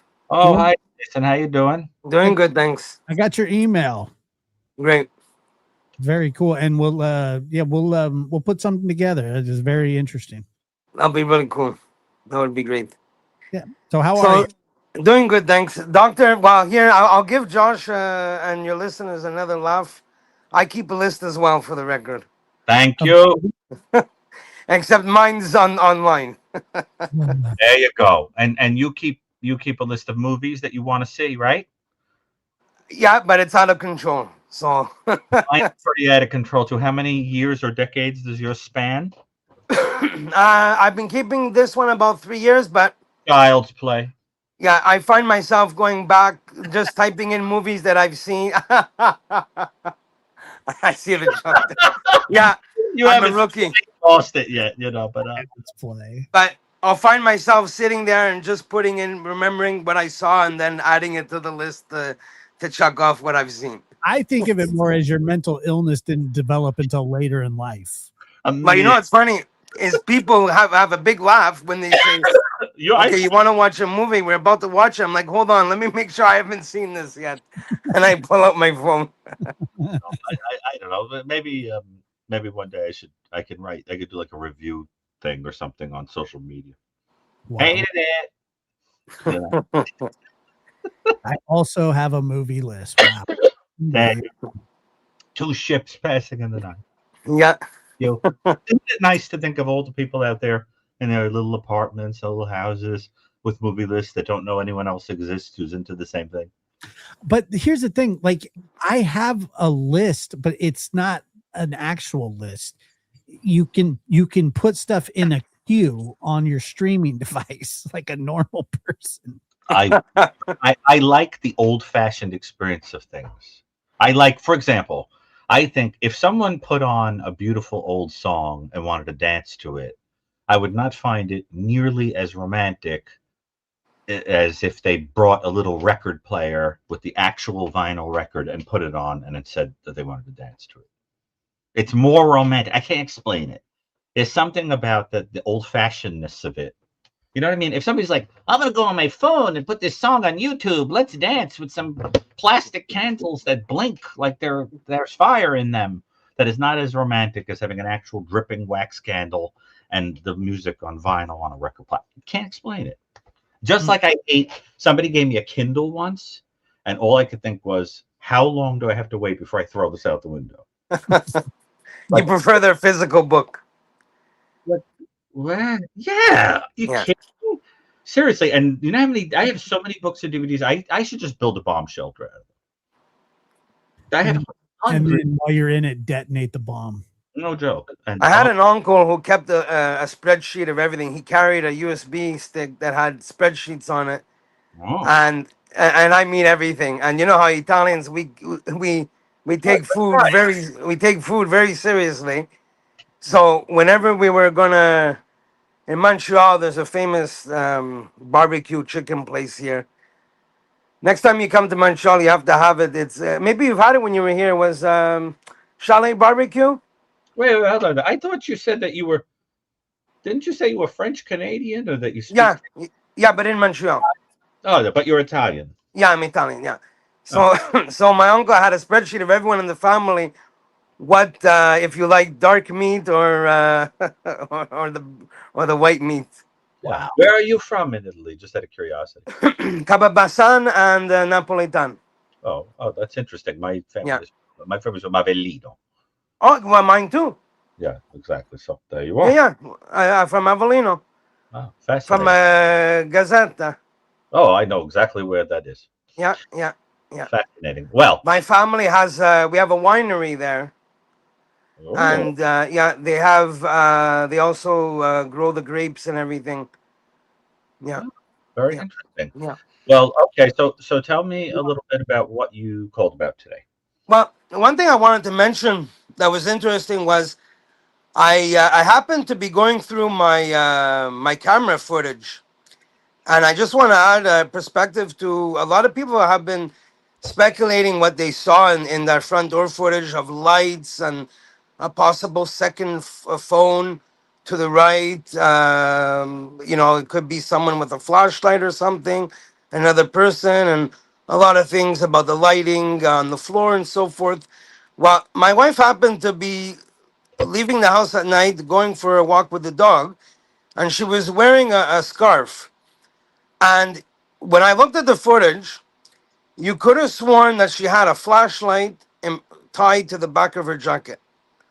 No. But it was the scarf. So it's just to give everyone a perspective that all these reflections and everything that they think they saw, if it's not in view of the cam, you know, like there's no way like for us to know, you know, what's there. So hold on, hold on. Yeah. So what is the implication of this? Because you're one of those people. You fascinate me because you're so into the technical and the Hmm. little trees that it's hard for the audience listening to you to understand the forest that you're painting. So when you step away from all the technical, what's the Yeah. take home point of that? What does that mean? The takeoff is that when watching it with your eye, the same as me, without thinking anything technical. Oh, Yeah. there's someone there's someone else there to the left of the perp who was possibly holding a flashlight or a phone. You know, at one point it was Nancy Grace who had pointed that out. That it looks like there's like a second flashlight and maybe perhaps a flashlight from a cell phone or something. You Uh-huh. know, or people have commenting about all the lighting Or on the maybe floor. headlights from a car. Yeah, exactly. You know, in a distance or even on the ground, and they think there was a rock in one place, and then all of a sudden it's not there. You know, so I'm just giving a perspective that had I not known who my wife was, you know, if it wasn't her, if that was a stranger walking down the street, and I saw that footage, I would have said, "Oh wow, they have some kind of flashlight in back of the jacket. I want one of those. It looks like a cool thing to have." You know, like you. I would have sworn that that was literally a flashlight. It was like this beaming light that was shooting towards the camera, but no, it wasn't. It was just her scarf. So it's just to give a perspective that at night, when that night vision comes on, it can sometimes cause reflections of, you know, giving you the idea that something is there when it isn't, and that's all because of the lighting. How many people do you think were involved? I think there is you know, it's a very good question because had you asked me, you know, a month ago, I would have said, "Oh yeah, this is some kind of, this is something personal, multiple people involved, and the guy at the door is hired." But the longer this goes on, I'm just I'm starting to debate. You know, was this something of just a of some kind of you know, like what, not a robbery but a planned kidnapping, and it wasn't so personal as people seem to think it is, but there are definitely more involved. I don't think it's just the guy at the door. I think he was just hired to do what he did, and there's definitely a chef, and I would say, you know, at least, you know, the even the mastermind the chef must have been working with another planner, I would say. Uh-huh. And for sure we know there's one person there, but we don't know, you know, perhaps he broke the camera because there's going to be other people coming in and out, you know. Maybe, I mean, for sure he needed some help. That's I a very, really I doubt that he carried her out alone. that's a very interesting point. Now let me ask you something. Yeah. Do you think that whoever did this consulted with somebody like yourself who has technical knowledge of this stuff, or do you think it seems like somebody who just had like kind of half-baked information, maybe they have on the internet or something? Does it Okay. look like they talked to someone who really knows this stuff? Yeah. And this is where Mhm. this gives you the idea that, you know, like, take my knowledge and anyone else who has the same type of knowledge. It If I was up to something malicious, it can be very dangerous because I you know, like, I can research into doing things, how, you know, how to try and get away with something, or how to hide things, or how to advise people to, you know, in these types of engagements. So for example, what I would have done is I would have investigated, like if someone said, okay, I want to do something at someone's house that has Nest cams, I would have researched Nest in and out. And one of the things I would have told them was, well, okay, without a subscription, if you break the camera, there's going to be footage afterwards. Because even before this case, I had known that Nest was doing that. And the reason why I know is because people, you know, I do a lot of consulting for the companies that I work for, so they want to know what's the best, camera system, how does it work. And for some people, that whole thing about not having a subscription, it can become a security issue for them, that they're recording our data regardless if we have a subscription or not. Well, let me ask you something. I think the audience find very, very interesting. Yeah.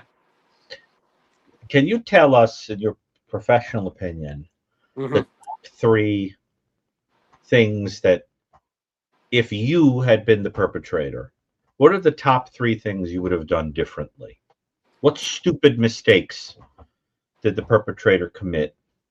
Because they didn't really have technical knowledge that would have made them this seamless. First thing is a jammer. You would have used a jammer. Yeah, because that would cut Wi-Fi, and I wouldn't have to care about the camera. I wouldn't have to. I wouldn't have to care about the camera. The camera would have stopped working, regardless if it's battery or not. That doesn't matter. It's the Wi-Fi that's sending out the motion alert, that's capturing the image. Without that Wi-Fi, there's no internal SD card in that cam. So there's nothing to retrieve. They used the jammer. Yeah. You think that they could have, but they didn't. Is that the point?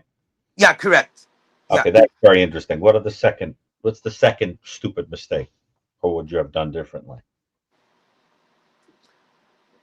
I wouldn't have broken the cameras. Why? Because I know that it still would have the 3-hour loop would have gone. Because after I jam it, let's just say in case something went wrong, I don't know if the jammer is working or not. I'm not going to risk bringing my phone there, to make sure that there's no Wi-Fi. So I can't say 100% for sure the jammer is working. But so I wouldn't break the camera because I would that they break. You wouldn't have recommended they break the cameras. Correct, because what that did was it prevented a loop. Had it kept on recording, then those images would have become even harder to get. And you think that suggests having a sort of a sense of technology, but not really knowing that much about it, because they should have known that. If they had really researched this or talked to a professional, had they asked someone like me, right? Yes. And I'm nothing special in this field. Someone with the same level of experience would have done the same type of research. So had they asked anyone at the same capacity of IT, they definitely would have. The first thing you do is, okay, what kind of camera do they have, and get the ins and outs of how those cameras are functioning. And then the other thing I would have done, which I don't know if they did or not, is I would have found a way to find out if Nancy has a subscription or not. So whether that be the third stupid error, to not find that out. We don't know if they knew or not. Because does it suggest they knew? Well, the thing is that he was just head to toe, very, very disguised very well. So it seems to me that the camera was still an issue for him because, so and that's another reason why there's no jammer in play here, because he was covered to not be caught at all. But yet at the same time, I could say, oh, that was smart in case there's an offline camera, because the cameras at my house, for example, they don't just rely on Wi-Fi. I could lose power and I still got cameras going. So you don't think that they consulted a professional? Not to a high level degree, because there would have been more sophistication. There definitely would have been a jammer at the house. But I gotta say that there's no digital trace of any mobile devices, so that was smart on their part. Sadly, it's too bad that they didn't have their phones with them. And I think that there is some type of level. Someone had some knowledge, right? And the mixture of psychologies and intelligence is another thing that points to multiple people, because the guy that's on the porch doesn't look like he could trim the hedge. Exactly. Yeah. You know what I'm saying? It, I mean, the foliage in front of the camera, that stupid cowboy outfit, that dumb outfit. yeah. Thing. Yeah. That's no genius, but somebody smarter is behind the. You see what I'm saying? Oh, definitely. And like looking at the footage at the door, it's almost like when he's taking the vegetation there. It's almost as if like when he stops, it's like, oh, I forgot. They told me to break the camera or something. Like it's like he's In comment. yeah, like I see this sense of hesitation. Oh yeah, they told me to break it. Like like it's almost as if he forgot something. To me, he looks like someone that's been sent there, was told some stuff. Right. Perhaps he was told, there's no subscription there. Break the camera so there's no footage of you walking in there, and then whatever instructions they told him to do inside. And that's very, very interesting. And then here's my other question to you. Yeah. How stupid was it to potentially? Well, I mean, we don't know if this really happened, but if it turns out that these people really did want Bitcoin, how stupid is that in terms of traceability? It's completely idiotic because the FBI, it doesn't matter how many layers you go through, or I know there's several different types of Bitcoins, of virtual, of different types of currency in terms of Bitcoins and everything. Um, there's many different ones, and there's some that are more sophisticated than others when you send, that have less of a trace. But the way I look at Bitcoin and everything is equivalent to VPN. You could have someone who just has a simple VPN on their phone or laptop, or you could have someone who has a router sitting across the country, or in another country, or across the world, sitting on a floor with a VPN on it, to make you think that that's where the digital trace came from, and not your cell phone. But eventually the FBI catches up and finds out, oh, okay, they fooled us. They sent us to this modem, to this empty apartment that has nothing in it. That's not where they are. But it just takes a little longer for them to find you. So it's the same thing with Bitcoin. The FBI would eventually found the trace.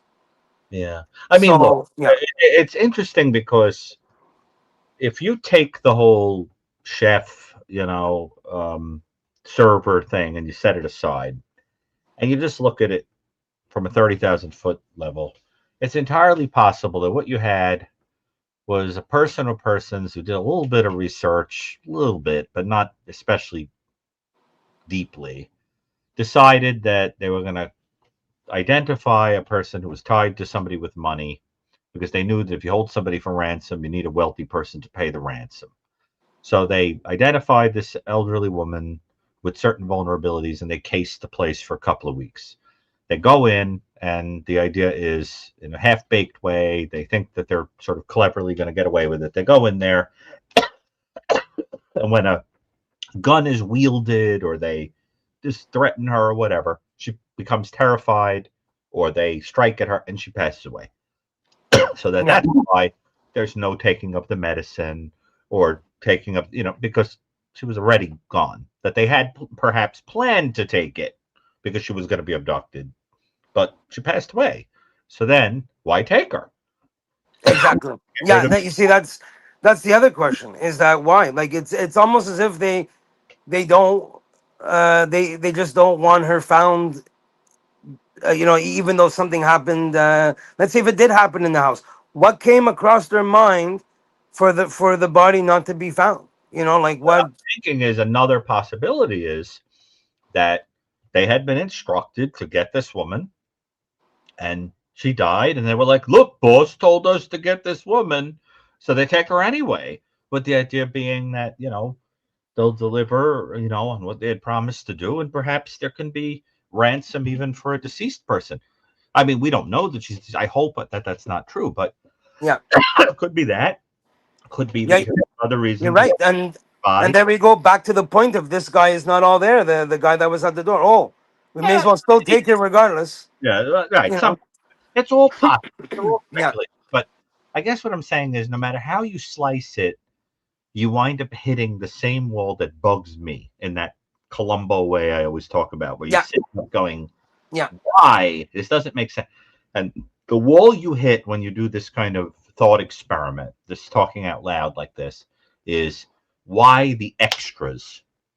Why are there things that happened here that were not necessary for a simple abduction?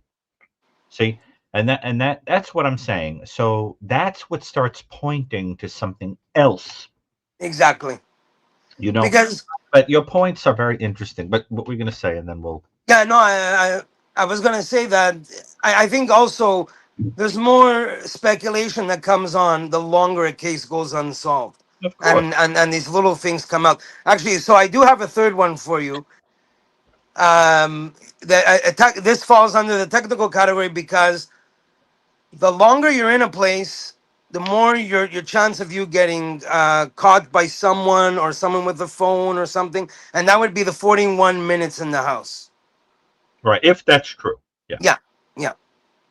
So to me that would be a mistake. You want to with today's technology, we don't know what type of there's things that go off in my house when there's this, like I have these systems here that can detect, that alert me that a stranger has entered that's never been in the house before. So and there's no way for anyone to know that it's there. Like you don't look at it and then know that it's there. So you never know. So that's the other reason why I think there has to be some kind of personal connection, whether it be a worker that was at the house who asked a lot of questions to find out things about her. Because how did they know there's no alarm in there? How do they know that there's no panic thing? Well, I heard something about that they Yeah. were looking at some potential construction work, Yeah, exactly. Yeah, I heard that today. Yeah, something like that. Probably just to ask them questions. yeah, But anyway, there are little clues that are sort yeah, of pointing more and more to the way they're yeah. thinking. But And that's I think and there are problems with any of the theories that are exactly. all Yeah. incomplete. But you give some very interesting food for thought. You really think very deeply about these things. So And I just want to give everyone a very good piece of advice out there that no one needs to know what you have, subscription or not. It's, you keep that within the family, within close friends, a neighbor or whatever, a worker. A worker comes to your house. Never give the impression, if let's say you do live alone. Okay, like my mother lives. I take care of my mom and stuff. I don't want anyone workers knowing that my father passed away or anything, or that sometimes she's alone. There's certain things that I don't tell these people that are in the house. They don't need to know what kind of subscription I have or whatever. Like even the main people that came here to put my alarm on and stuff. Okay, I don't know what this guy can do, or what this guy does when he's not working. So I pretended, oh yeah, my other alarm system is downstairs. Right. And I mentioned another company saying, yeah, the other one's not. I don't want the guy to know that I'm relying only on the one that he's installing. Right. Because who knows? He's going to turn around and he saw something he liked here, so he's going to go into his system one night and cut it off. And it's actually very scary knowing, because I've managed many of these call centers and everything. It's to me, it's also scary that's why when I go through a hiring process, I really have several interviews just to see if I can trust the people I'm hiring, because the information that goes in their hands it's scary. The things that I've seen that well, you that never that know. people have. Know when somebody is posing as benign, but is a snake in the grass. Exactly. Yeah. Right. It's an Yeah. interesting, Yeah. disturbing reality. Yeah. Well, listen. Thank you so much. No problem. Thank you for taking my call, and I look forward to Yeah, passing on more and more advice. Yeah, yeah. man. I know him again. So thank you so much. Right. Okay. You're And very welcome. ciao. Buonasera. Ciao. Buonasera. Ciao. Well, I would say that at this point. That's my friend Nikki that's on the screen. That's a dear friend of mine in the UK, and she is terrific. A very, very, very sweet, lovely human being. Do you know each other, Josh? No. Do you know my friend Nikki? It's great.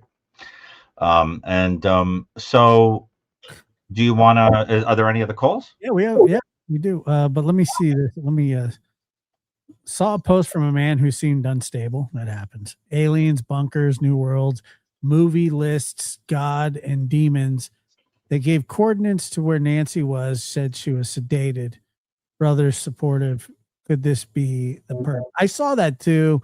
Probably not. I mean, there's just like you said, there's some very unstable humans in the world. So Sounds like my movie list. yeah, The world's gods, demons. I threw it on there. I threw the movie list in there. Super sticker. Here we go. All right, bees. Oh yeah, bees. Go ahead. Well, what's a super sticker?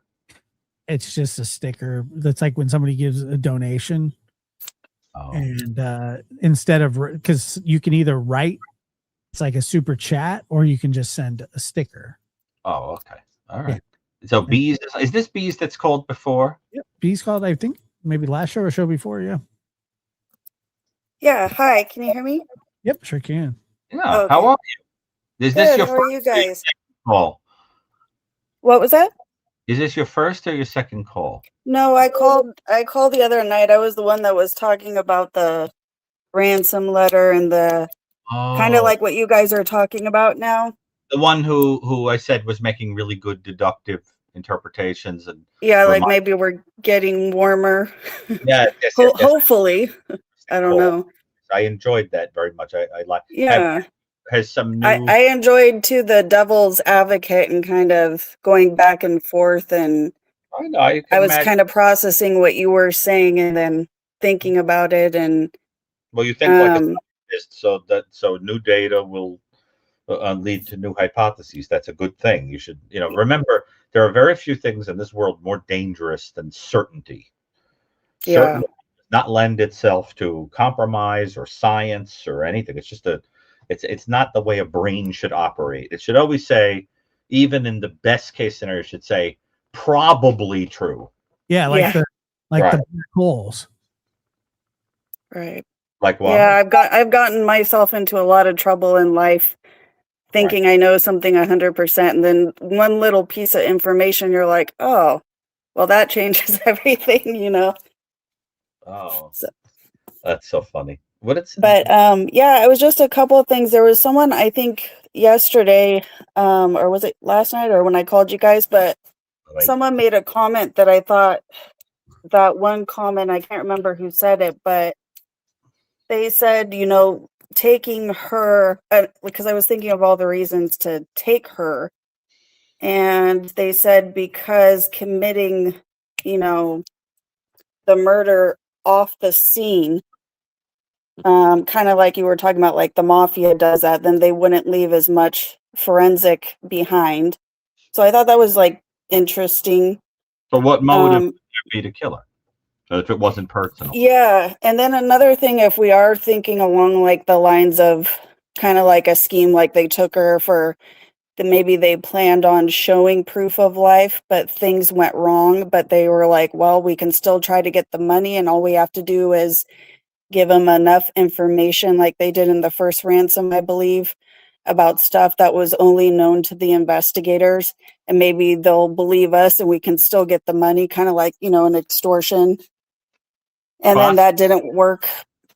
I don't think that version of things, as I said earlier, I don't think that version of things could necessarily be taken off the table.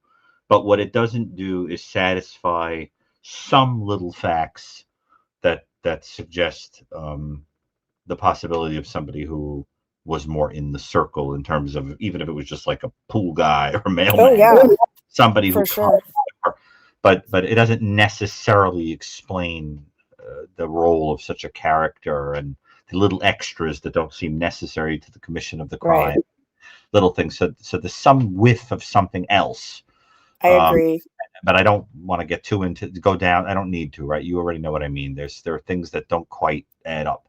But on the simplest possible level, what I think law enforcement is thinking, or at least telegraphing that they're thinking, is that this was just some cabal of people that figured out that this woman was the daughter of a wealthy person who might be able to pay a ransom, cased the Yeah. place, tried to kidnap her, and maybe something went haywire.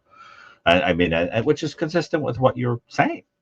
And that actually is probably way more likely than the ransom might just have nothing to do with it. Like, it could be just even more simple that all the ransoms are fake, but that was kind of their plan. Who asked for ransom? The TMZ stuff? Well, I was so confused about all the ransoms because there was some mixed in there that were, like the guy in LA and stuff. So I had to go back and watch tons of videos of Harvey, what's his name on TMZ? Harvey Levin.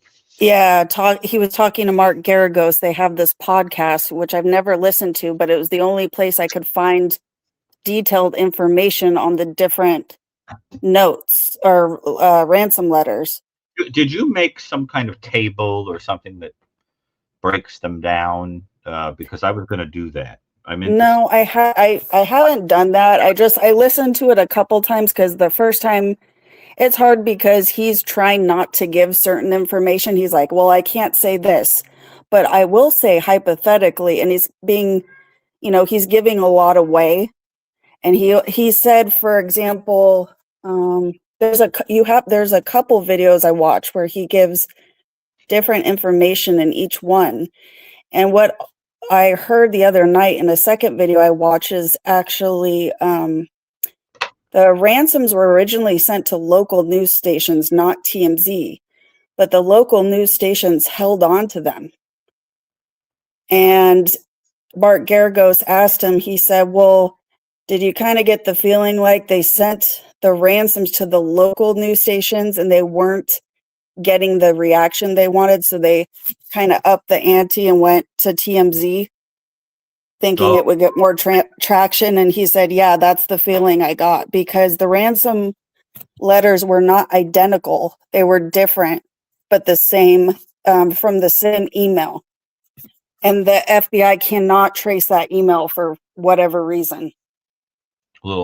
That's interesting. I mean, that sounds like something Jason might be able to help us understand in terms of how that would have There's been done. a lot of really interesting information in that when I went back and looked, like, I think it's called Two Angry Men is the name of their podcast. And they're kind of debating back and forth. And interesting. And according to him, the FBI took it very seriously, especially the first ransom. I think there was one or two that they were really interested in. And they said that they worked with their IT team at TMZ.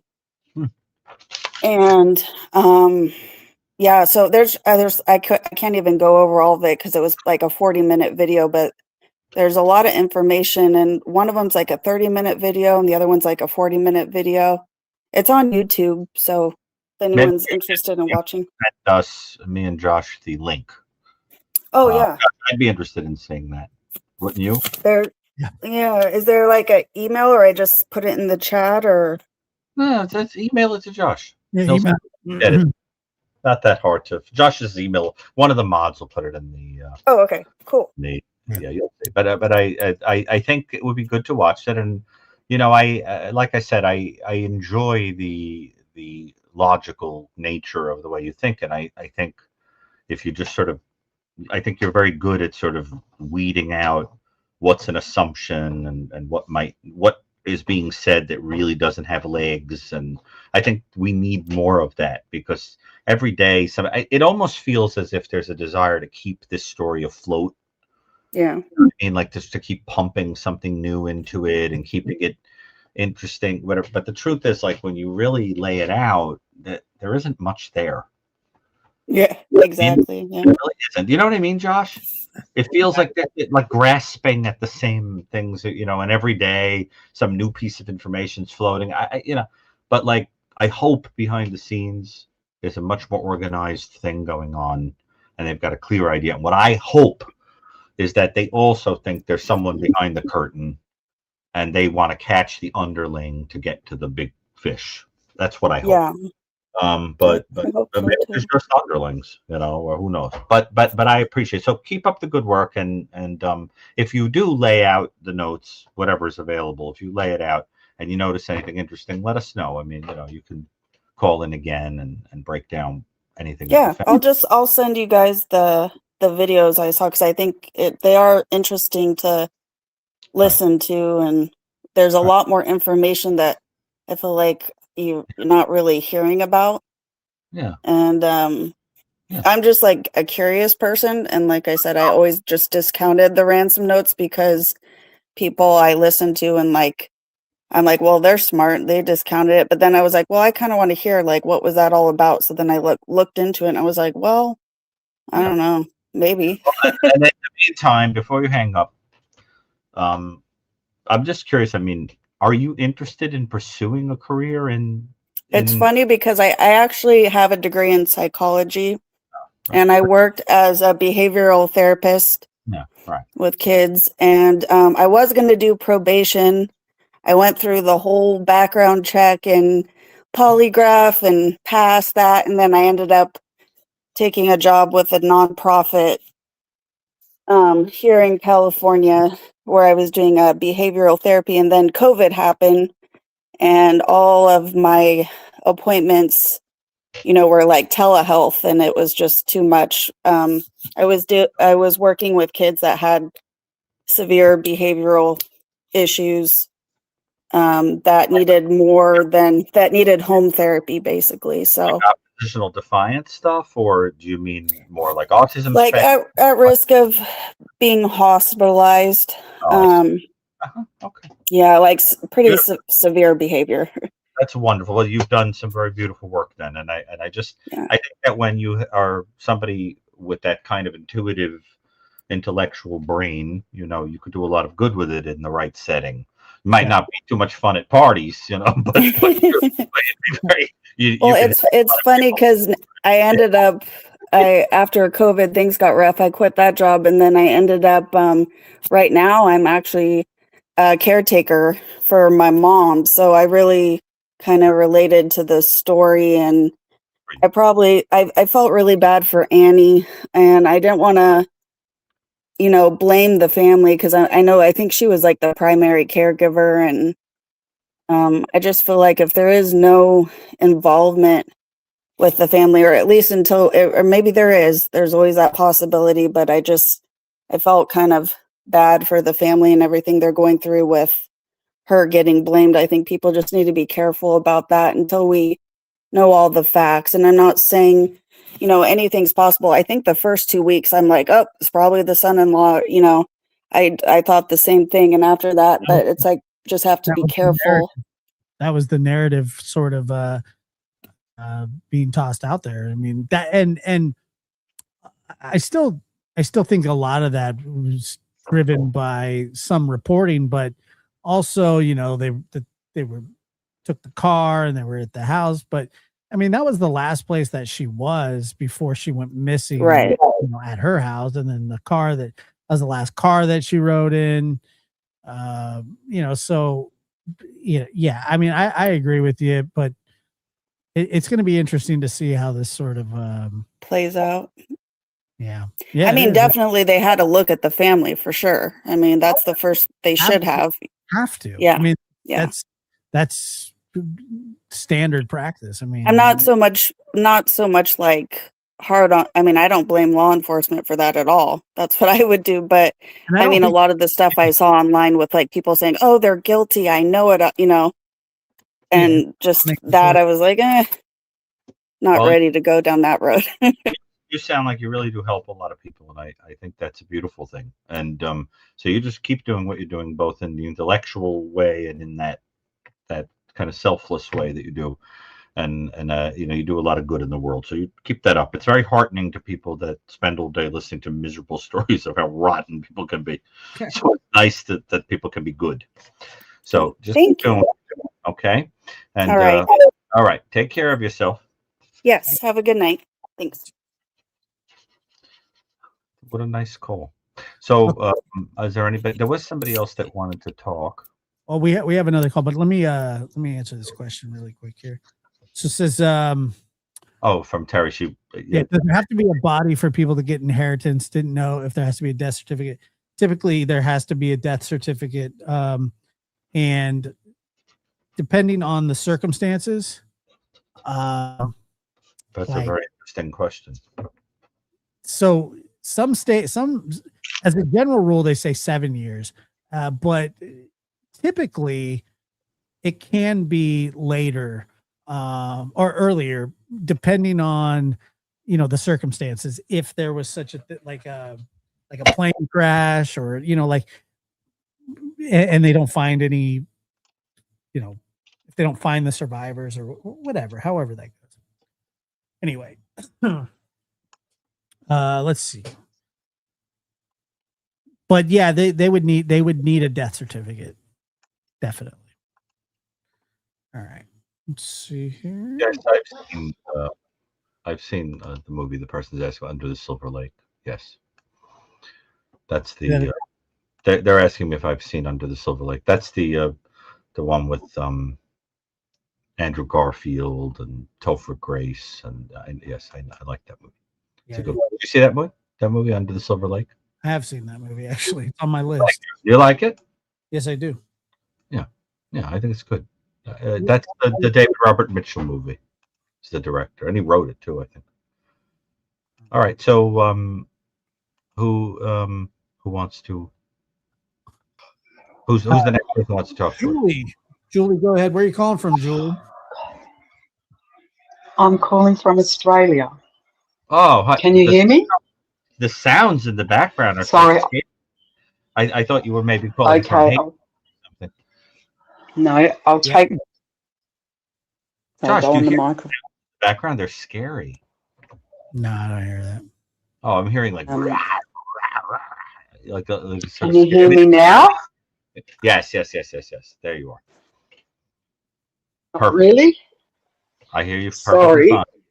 Is that Have you better? Yes. Have you called us before? Okay. Have you called us before, Julie? Yeah, I chickened out last time. Yeah, once, but I chickened out. Oh, Yeah, well, because it's a well, good story. Yeah. No, I haven't spoken to you before, but I went. yeah. Sorry. I think we have a delay, Josh. So, yeah. I'm going to. One moment. I'm going to take these off. Okay.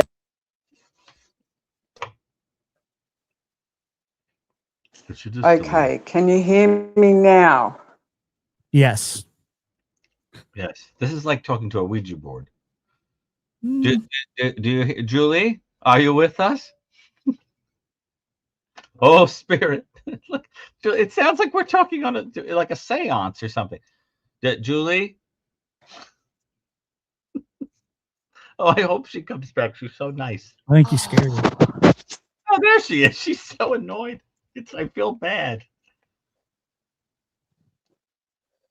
What is she doing? I hear her breaths, but I don't hear her.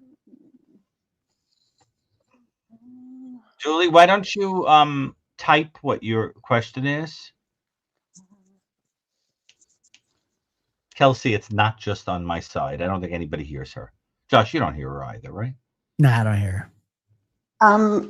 Can you? There. Yes. I'm in there you there are. now. Oh. Oh, my God. sorry. I just moved. Can you hear me now? Yes. Yeah. Sure Oh, can. sorry. I'm calling from Australia, so That's I'm okay. going outside.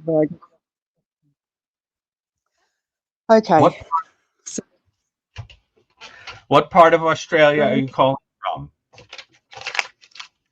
It's a really bad day. Inside the heart. Maybe StreamYard's doing a funny thing on me. If you can hear me, I'll just talk. Is that okay? Yes. Okay.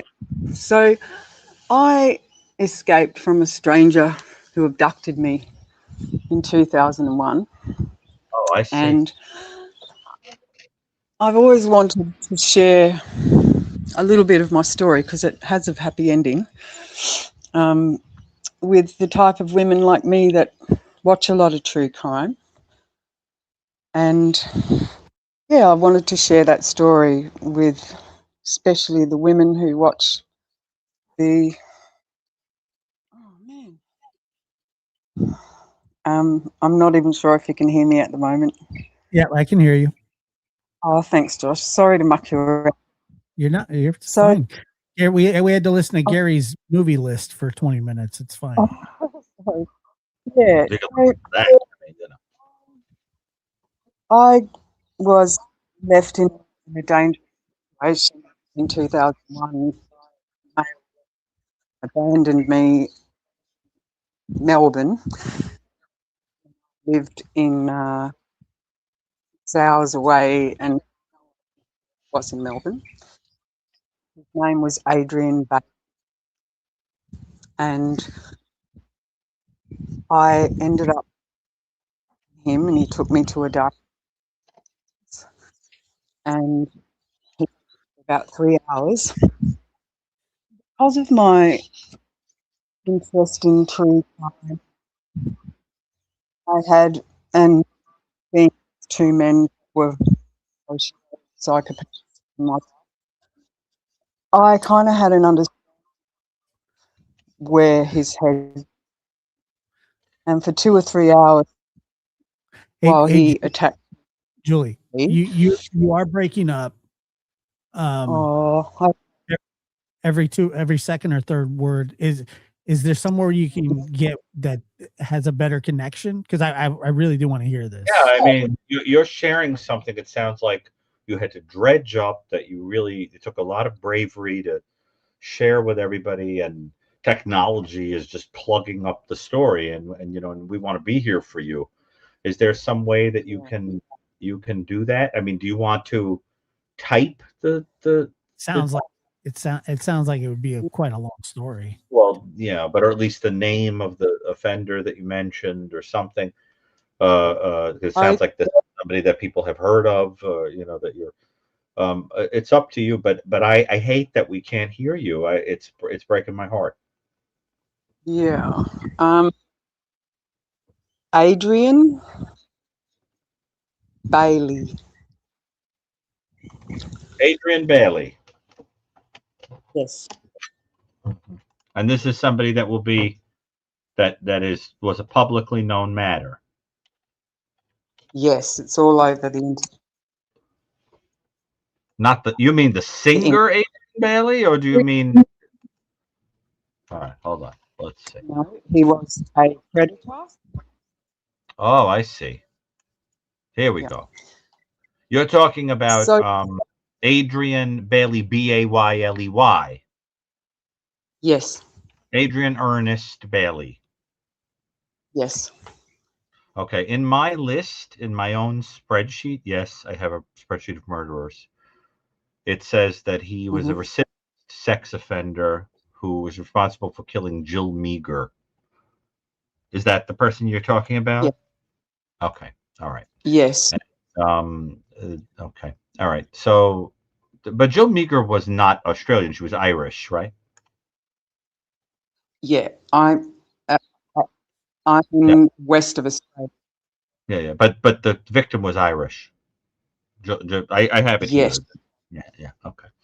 Josh, maybe it would help if we talk a little bit about, like, if we look the case up, and talk a little bit about it. And it sounds like you were somebody else who this person might have. Well, but here's so with the intention of doing God knows what. I want to be able to hear the story. So if you can email me, then on the next one we do, hopefully we can get a clear call-in connection. And okay, we can look the case up now and talk about. It sounds like just to keep you from having to give a long answer that'll break up. Are you saying that? And I hate that we have to do it like this, but are you saying that this offender, who was some kind of sex offender, who likely had multiple, people that maybe that he was targeting or trolling or whatever, because they tend to, are you saying that you were somebody that he abducted and held, but then ultimately did not proceed with hurting? Like, you got away from him? I see. I understand. I understand. Because Yeah, he had I wasn't. according to my little notes here. I don't have much on this in my little list here, but I have here that he was found guilty of 3 different sexual assaults. No, there was way more than. No, but that he was found guilty of. That's what I have here. Um, Yeah, including a sex he worker and right. Yeah. Right. yes, he was cutting his teeth before he went to murder. I see. Well, Yeah. I have here that there may have been as many as 10, but that he was. I have to look how many he was found guilty for, and but so I don't have much information. It's just like one of these ones where if I see something in an article, I just add it to my list, like of offenders, because I keep track of statistics and things on cases, but I have very little detail in this. In fact, if you have detailed information, I'd like to have it for my records. Because Okay. yes, but because it sounds like you know this case very intimately. Yeah, I do. Oh, we're hearing you very clearly now, by the way. Josh, are you noticing that? Yeah, but I think and we could try it again, but once it starts going, I think it starts to break up. But Can you say a Yeah, couple of lines so that we could see if for some reason we're hearing you better? Sorry, can you say? Oh yeah, it does break up. It breaks up like after 2 or 3 words. hold on one second. Julie, are you there? Talk slowly. Is that No, it's like every third word it breaks. Yeah. okay? So, I'll email but you. got everybody really interested in hearing this, so because we care about you. You know what I mean? There's something very sad about that. You sort of mustered up the strength to talk about this, and it's not working out. But I want you to understand that that's nothing to do with us not wanting to hear it. You know what I mean? That's very important. So Yes, because I it's do. very painful, and so see if there's some way you could communicate it to us. And Josh and I promise that we'll take it seriously and follow up on this stuff Absolutely. with you. Okay? Because it sounds like you've been through a horrible thing, and it's thank you for wanting to share it. I'm sorry that the phone isn't working. Yeah, it sucks. That's okay. I will email. Very Okay. good. Josh's email is in the chat. Okay. Yeah, Yeah. it's just Thank it'd be you. Mhm. Yeah. So please do that, okay? And we'll hear from you, and as soon as we can get a stable connection, we'll have you back. And Josh and I do a million of these, So we'll discuss it next time. And in the meantime, I'm going to see what I can find about the case, because I have literally just a couple of sentences that don't even sound accurate. And if you have information you could send to Josh on the case, he can provide that to me, and I can update, and we can be prepared to discuss it. Okay. Yeah. Okay. We'll Oh, that sucks. All right. is there somebody else? Yep. Adriana. Hello. Hi. Can you hear me, guys? Sure Is can. it Adriana that from Yep. Argentina? How are you? Yeah. Oh, Ciao. I'm doing well. It's like 2:30 in the morning in the Midwest, Are you so guys I'm typically not awake, but I figure I will join you guys for a moment. I just had a reflection to share with Dr. Gary, because I know you wanted to pursue being a priest, but you didn't, right? But I think though that your commitment to your work, it's akin to it because the devotion, the sacrifice, and the love that you express through That's purpose. beautiful. I appreciate you saying that very much. Yeah, I do. Yeah, I do see that, and I hope you feel that way too about the path you chose. And I Well, know we're not used to talking about you, or I don't know that. but I just wanted to give you a compliment. Well, I appreciate Um, that. I think that that's one of the highest compliments somebody could pay you, right? Is that you're doing something where you seem to be committed to something higher than yourself is a beautiful thing. You know what I mean? I mean, yeah, so I appreciate that. But the yeah, point is, I mean, when I talk about myself, it's usually because in a self-mocking kind of humorous way. I don't really like to talk very much about my own true, but yeah. but I think Hey, but you're a human. You're not only your work, you're a human as well. sometimes So, when I'm you know uh, I don't yeah, know. and Human would have a movie with. Human is a but Josh also, I mean, don't you think Josh also has a ministry like kind of quality to him in terms of doing this work and helping people and channeling pain and all that? I mean, didn't you ever notice I hardly go on many shows? I mean, I go on the interview room, I go on this show, a couple of others, but very picky about going on shows because I have learned in this business that takes a long time to establish trust with yeah, people, and you have to sort of know where they're coming from and what, you know what I mean. And then it's hard. I mean, I've been on a few, and I have some dear friends in the true crime world. Well, I'm But pretty what too. what I'm picky about who I have on, and I'm also I picky. can't hear you, Josh. You can't hear me? yeah, Hello? he said that he's picky about who he has on the show. Oh, Yeah. boy. For some reason, I wasn't able to hear him. Can you I hear know. me? But thank you for that. So, is there a true crime related comment or thought you have? Actually, Yeah. yes. Go. And I'm not saying that it should have gone this way, but I do have a question. Like, so Savannah said in the video, I we're like going how you to say her name, pick. by the way. I love how you said her name with a kind of Argentine flair. It made it sound so. Say it again. Oh, Savannah. Yeah, Savannah, you yeah, mean? yeah. I like how you said. Yeah. Yeah, in Italian we would say it like with a very exaggerated double N. Savannah. Yeah. That's true. Yeah. So go on. Yeah, so the family said they were gonna pay, right? Now, but they didn't pay as far as we're aware. So I'm just curious about Pay whom? why they didn't pay the ransom Pay whom? after, well, after stating, they were like, "Oh, we got your message, we're gonna pay." Mhm. I assume the Bitcoin. But then they just didn't proceed with paying.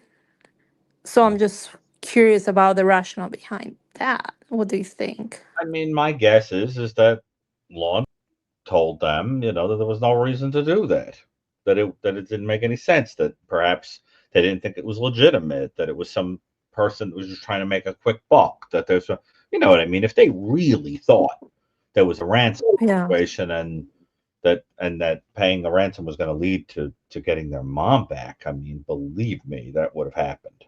I mean, don't you think? If they Yeah, legitimate, that money would have flown out the door. It's odd. It it's just makes me it's no very proof of life. conflicting. There was no proof of life, and I think law enforcement just said we can't take this seriously. We don't even know if these people really even have access to this poor woman. Well, I mean, as far as I'm aware, they did take it seriously at the beginning due to some yeah, information regarding, but that that's the beginning. only, Not on now, right? but not right. I don't see them. Maybe, I don't know, but it doesn't seem it. You know, I just know that if law enforcement really thought that paying that ransom in that way was going to lead to getting this poor woman back, and of course it would also trace back Mhm. whoever did this, believe me, they would have encouraged it, right? Okay. Well, law enforcement states that they do not have any like influence on the family actually paying any ransoms on cases, but they can definitely like give their input if asked, right? Well, I guess, I mean, but I don't know. I just think if someone took a loved one of yours or said that they were the person who did, and you were like, we need proof of life, Yeah. and they didn't have any, would you give the money? Right. No, I'm serious. Right. I'm curious. Would you? Just out of desperation or something? Would you? Well, it's a very expensive gamble. That's for sure. So I'm saying, and then have somebody possibly robbing you on top of the tragedy of losing your mom. You know what I'm saying? Doesn't Yeah, no, absolutely. right? Yeah, it seemed like there's elements of the ransom that seem legit, but at the same time, the multiple deadlines and also not giving that proof of life, it just deviates from what they're used to seeing in cases like that. Yeah, maybe it's possible. But let me ask you something. Mhm. Overall, do you share the sense that we and pretty much everybody who called seems to share that something's not quite adding up in this story? That it doesn't seem to make sense that it's as simple as a couple of crooks that just cased the place and targeted a vulnerable person and may come back for another person another time. I mean, I'm just curious. What you say? Yeah, well, it's definitely Everybody has a not your everyday true crime story that you come across, right? uh-huh. Um, Why it do you definitely what makes it it's not? well, it's just typically you find a body, like is well they're dead or I mean, you have some certainty, There's no certainty at all. I think that's precisely the right? problem. And in a kidnapping situation, certainty is everything. Yeah. That they come to you and they say, "Here is the concrete proof." You know what I'm saying? Mhm. That doesn't make sense. You would be prepared Right. to provide meticulous proof in a careful way that somebody is alive and well. Something like a video of the person talking, holding a newspaper with the date on it. Yeah. Something like that. Doesn't make any sense. Not a picture with the eyes open after they're dead. Stupid is Gosh, really good. Well, he put the newspaper there, to uh, show the day. gosh, that case. But so I think what you're picking up on is that the same thing that we're all saying, that if you take a whole series of scenarios, you put them in different buckets, each one winds up being unsatisfactory because it's slightly Yeah. contradicted by the other. So somehow it's like the old Kierkegaard thing, that when something looks like it's a little this and a little that and you don't know which one it is, it's probably because it's all of them. There has Yeah. to be a way in which it's all of them. And I don't see how that's possible unless there's multiple people. You see what I'm Yeah. saying? The other That's and someone was saying in the comments, if they wanted her alive, they will have taken the meds. But I think that's giving too much grace to this or maybe she was dishwasher ready. waiter. Maybe she died right away when they scared her. You know what I'm saying? And then there was no reason to take the meds. They just took her. Yeah, but I believe that the blood pattern in the porch, that's like due to coughing or something that Could you be need to be alive to be able to she could have been hit in the to face. She could have fallen. She could, it's possible. yeah. Right, I right have after or something. That's true. I have a f- I I have a what I'm saying is if this is someone just carrying out the act with no much not much like intelligence, if you will, or maybe you can find a better term, but like maybe they didn't even consider meds or they didn't care or they were just following like Telling does that you, make sense? in a kidnapping, she would be precious cargo. Right. Somebody would have said, make sure you get those meds because she won't survive X number of hours without them. It doesn't make sense. Also, Mm. I heard somebody say, and I'm not sure, that she didn't even seem to have taken that night's medication. Yes, I read that too. However, how do we know that it was the previous night's medication, like around 9 p.m.? That like that is she keeping a well, track of each that- one, or could have she have missed like 2 days ago? I don't know. One. It's a Does good that make point, sense? but I don't know. I mean, it's an interesting question, but I did hear that. Again, it's one of those things where I'm like, what's the what basis? about the pill Yeah, thing? The I pill think reminder. Josh wants to say something. He is saying he must look like he's doing like sign language or something on your end. You don't hear him? No. Now he's breakdancing. Okay. I'm terrified. I'm not really sure what he's doing. I think he's doing the robot. I was, yeah. He just like recited something in American Sign Language. Josh, are you there? Can you hear me? I hear you, but I don't think that Diana hears you. That's all right. Well, Mm. listen, I really appreciate the call. It's always nice, and thank you for the lovely compliment.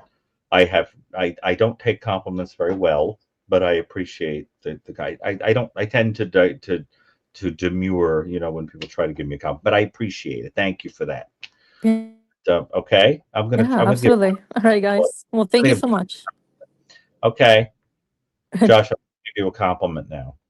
Let me see if I can think of one.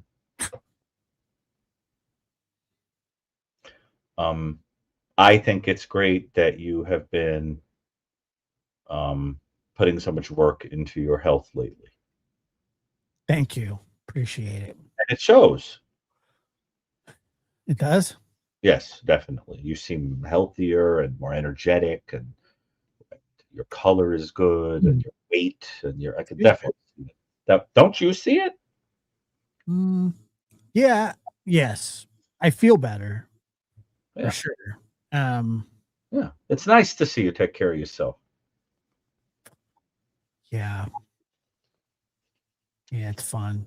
Well, it sort of like just becomes, embracing life. Yeah. What?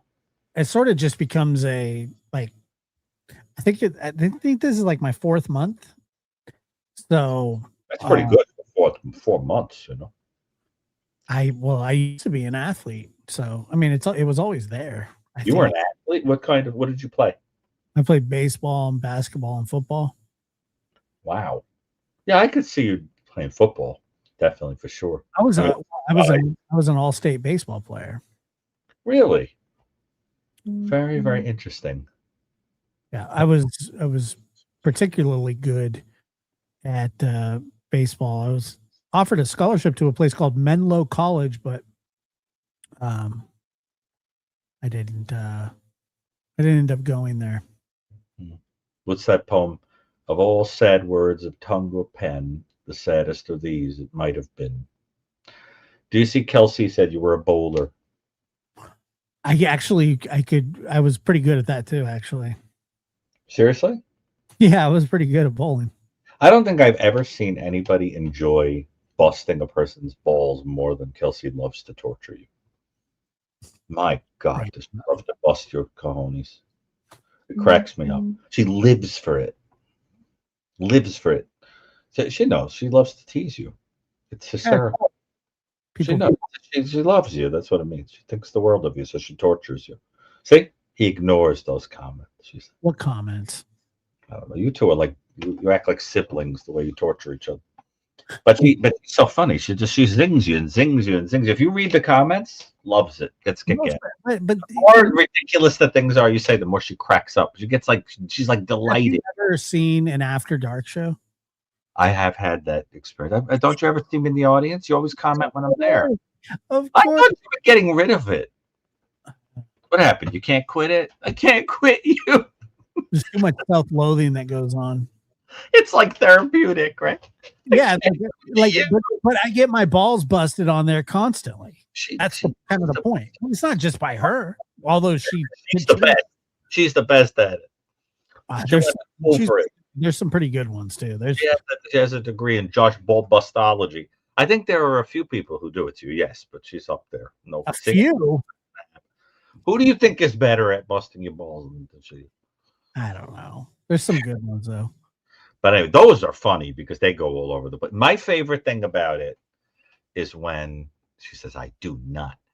My favorite thing about it is when you get in a mood and you're just like, I'm out of here. Bye, everyone. And then you just eject yourself out of the freaking thing. I don't know what happens to you. It's just like you're like a diva. I shall not go on. And you're out. And things drive you crazy. Like, what's going on with this volume? Like you people can't hear me. I get such a kick out of it. Because it just pisses you off and you're done. It's like I'm out of here. Or like somebody does some stupid thing and you lose your patience. It's hilarious. Well, I mean, look. You know what I'm talking about? I get a kick out of it. I think it's great. Yeah. Trust me, I'm the one going through it. Well, because it's like people are torturing you and you're just trying to have fun. And it's like 4:00 in the morning and you're playing videos of people singing bad rap and doing crazy things. And then all of a sudden somebody's driving you nuts and you get very perfectionistic and you're just like, bye. But then also I have the AI reader, like when somebody super chats. So like basically you can pretty much say anything. Like I won't even go into it, but and then that music comes on when you're done and it's like drums and you're like, I gotta go now, and then it'll be like boop boop boop. Boop, Yeah, basically, people are like reading the chat, and they're like, "What the hell just happened? Where did he go?" basically, it's like, basically, it's just like when I'm done, it's just like, okay, and it's usually one comment or something at the end that sets me off, where I just go, all right, I'm out of here. But you also like it's funny because like you hone in on a person who you think is ridiculous, and then you're just like showing videos of them and dancing and singing and crazy things. Have you ever seen me go at somebody in the chat? Like, Let's just say, I hope I'm never your enemy. have you ever seen me just go after one person in the chat, like over and over? Yes, sometimes I'm like, "Woo, what is going on here?" Wow, You're like, "Yeah, you don't like it." that's my favorite. Like you're like Dr. Evil with that incinerator button. Yeah, I will not tolerate insolence. I do say bye. I say bye. Yeah, you It- do. it's But sort of- but it- but somebody's on your list. I mean, you. It's sort of shtick, and it's sort of real too. But I mean, yeah, I have a much different attitude. Yeah, you're very different than this. The lab is like good boy, and it's like Dr. Jekyll and Mr. Hyde, and then you have this other thing. And sometimes I've seen you do a lab, and not long thereafter you do the lab after dark, and it's like you took some elixir that like turned you into Mr. Hyde or something. I love that. You know, and then like you're different. It's just this other part of you comes out. It's hilarious. I'm always snarky, always, everywhere I'm at. That's not just snarky. It's different. You're different on that. I think you just let loose. You get goofy. Oh, It's hilarious. I get a kick at it. yeah, it's a different show. But you love you so you won't give it up. It's like an outlet for you. Eh, I thought you were giving it up. I And you won't- have a few people that, my God, do you love to rag on? Oh my God, Oh yeah, that's my favorite part. dear Lord. Well, Right. and you have those little quotes, those little like you push a button and you have a record. It's funny. I get a kick out of watching. Yeah, it's a fun show. I mean, there's a lot of people. It's weird because I do it in the middle of the night. There's never any titles. I very rarely promote it like in advance. I just like go and Somebody said, Peyton saved us. well, Lab After Dark is he's a big contributor to that show. He's great. I've heard him. He's your son that's been on, right? Yeah. He's Wow. fun. I like his series. He does the same thing I do. He's almost like a straight man quality with you. Yeah. So he's like, "You're being ridiculous, Dad," and then you're like, Yeah, that's a constant thing. "Yeah, I like his dry, kind of." What does it mean when people say 5-minute warning in the audience? That's basically like I give a 5-minute warning when I go live For what? for After Dark. Oh, you mean that's it? Like they get no heads up and drop a bomb? Very rarely do I like put it's up early. It's usually just in the middle of the night.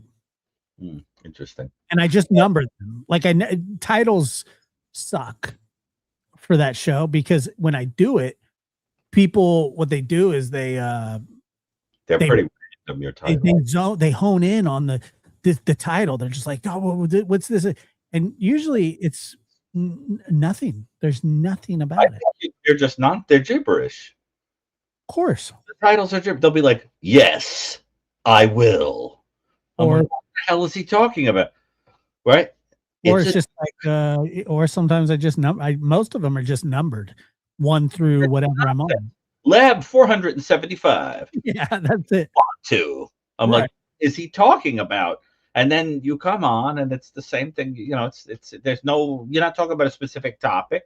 It's fascinating. I get a kick. I think it's very, very entertaining. But I have to tell you that of all the things you do, I really think these call-in shows are my favorite. And the reason is I love the interactive quality. I love that it's doing good for people. I love that it makes that we've made like some friends, you know what I mean? With like the same people who keep calling in.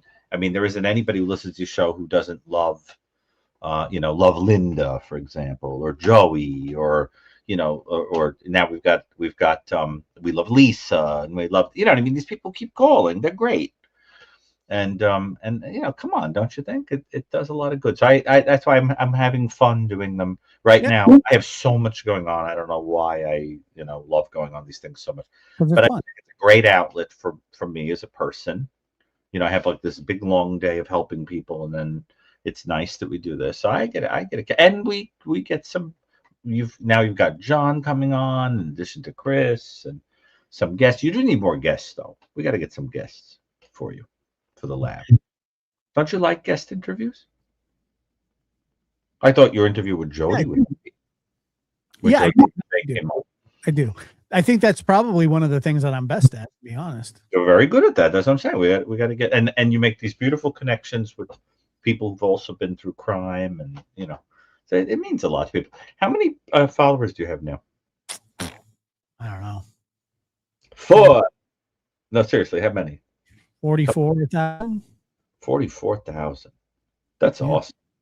Not bad, huh?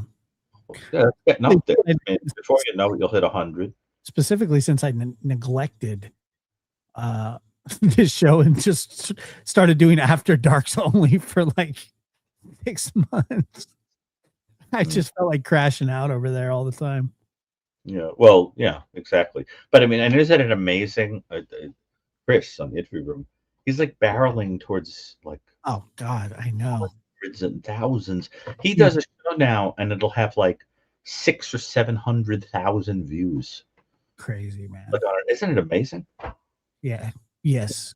You'll get there. It's really nice to watch it. You know what I mean? Well, like I said, I was only doing, honestly, on this channel, I was probably doing like 1 or 2 shows like a month over here. Oh, I like that. Sweet Soul she doesn't like when you have a guest because it cuts into Joshy Bear time. See, something like that would just set me off on Lab After Dark, and I'd be like, all Sweet right. Soul is a person who likes to bust my chops. She busts my chops too. She might be the biggest ball buster of all. She's pretty good. I got to be honest with you. She is a pro. Yes, she's a pro. Yeah. And the problem is I can't tell when she's kidding. Kelsey, I know when she's joking. I cannot tell when she's kidding. I think she's always. I get trolled hardcore by so, and then she's like, just joking. But I fall for it because I get caught up. I'm like, I am deeply apologetic that I said, and then she's like, I'm just kidding. Like nobody cares. Yeah, well, sometimes she comes in under alternate ego, and it gets banned. That like they get banned, and then she comes back on Sweet Soul and says, "Who blocked my sister?" Are you serious? Swear to God. Mm-hmm. Living up to her name, I guess. Yeah. Yeah. So, but anyway, so I think that it was a good show.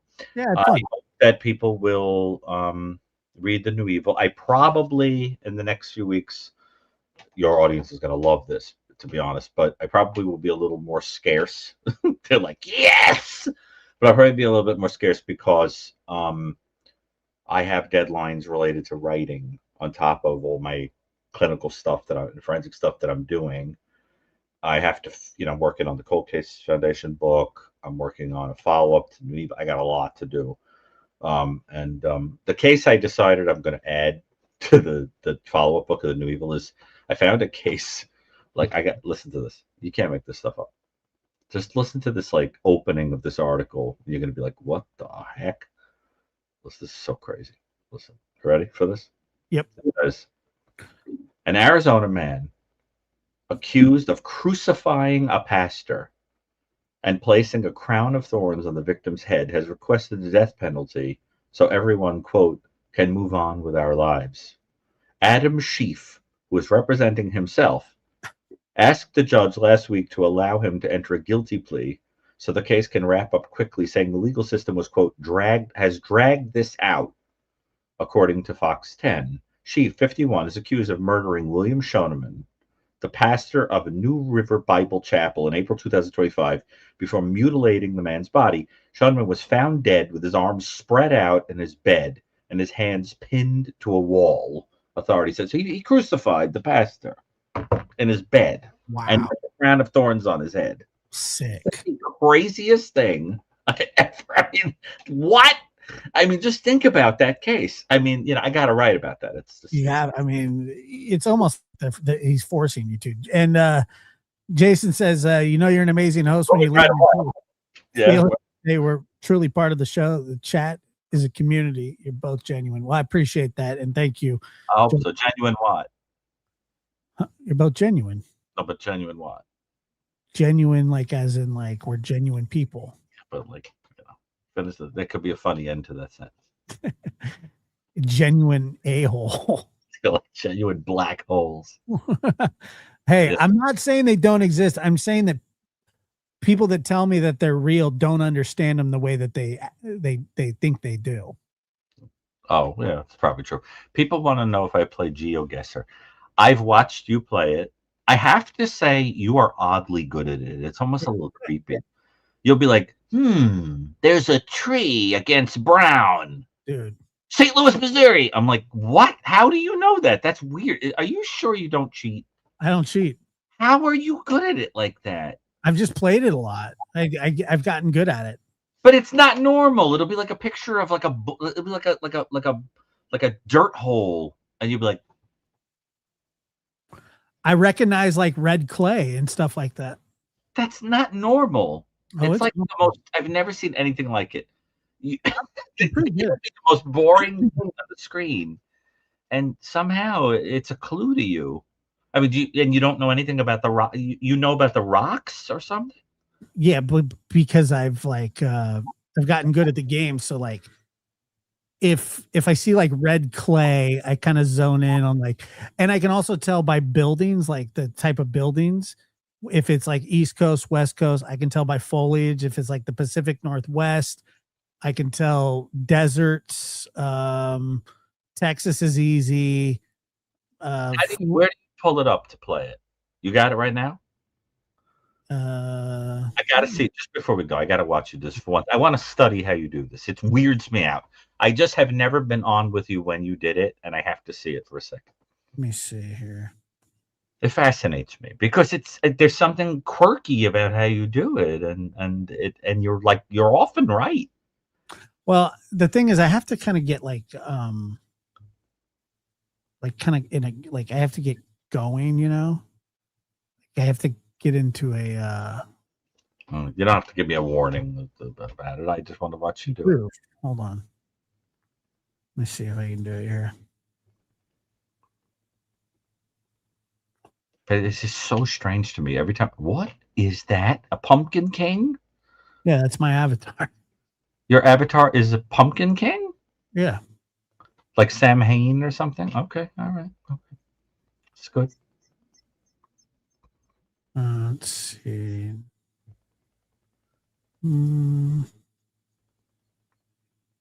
That looks like San Francisco. This looks like San Francisco? No, what was on the screen? The trolley on the hill overlooking what looked like Alcatraz. A lot of the times I'll look for like a sign, right?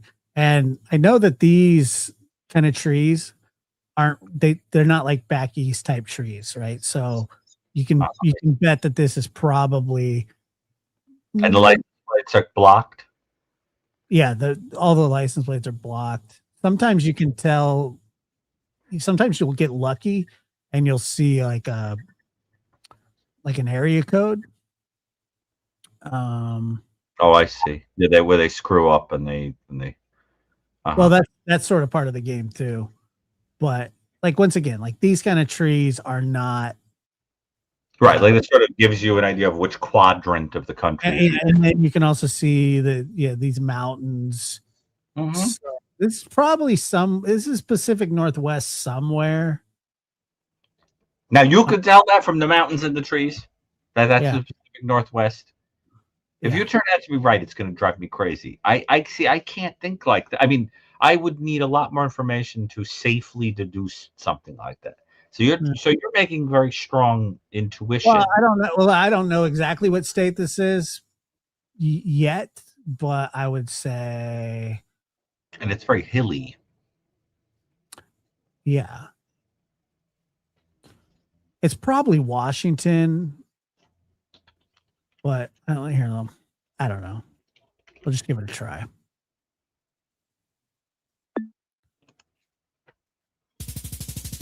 Got it. You're not normal. That's not normal. How did you do that?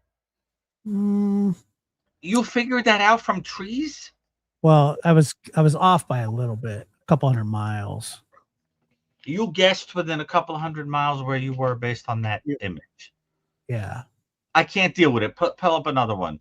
I need to know this great skill. So this is going to be. This is pretty quirky, man. You got to admit.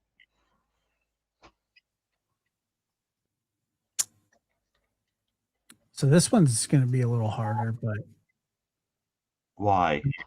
I don't You mean know. you can't Because I'm in a residential neighborhood. They're hard, but this is probably East Coast because of the street signs. Wait, hold on. Go back to the street signs. Well, What color are they? Blue? it's blue, yeah. Mm-hmm. Okay. What is that, like a cul-de-sac or something? Yeah, but that doesn't really tell me much. Uh-huh. Go ahead. Any other clues you see? Snowy. Mm-hmm. Snowy? Although,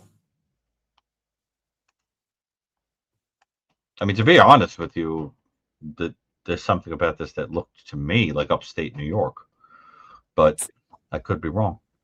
I say it's. I think it's the East Coast. It just looks to me like upstate New York, where I spent much of my life. But but I have no idea. Well, let me see something about it but I'm probably wrong. I have no ability at this. I am a bad Geoguessr. Do we have any clues? Yeah, I just saw it. I mean, the trees look to me like we could be East Coast. I think this is upstate New York, Josh. It's not. It's Denver, probably. Now, why? Help me understand. Teach me. This one I can tell by God, I never I realized. recognize the area code. It's like Colorado. You recognize it? Is it seriously? Show me a little more of what's around. What's the panorama? This can't really be New York because there's nobody getting out of the cars. It's not New York. It's the foliage. There were trees that are kind of Midwest. I'm looking for things that nobody in my state would be caught dead having. Hold on. Let me see here. Can we drive more up the road of the street? Yeah, but I only have 30 seconds. That's it? No, Yeah. I see. I need to know, but I know I'm wrong. So you tell me where you think you are.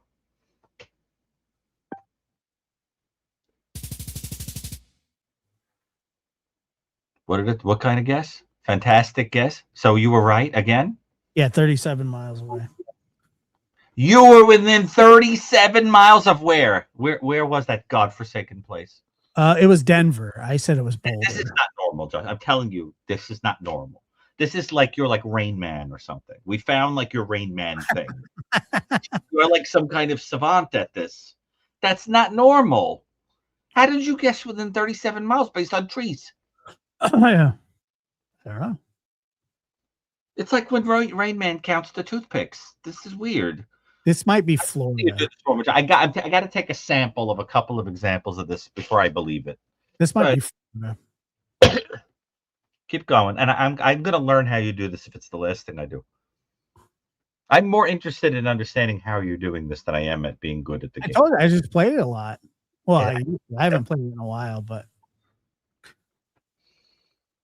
Okay.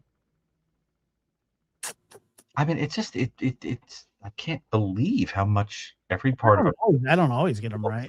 alike. It scares me. That's So beautiful. there's no front license plates here, so Mhm. that starts to narrow it down. This cannot be New York. There are parking spaces. Yeah. That's ruled out.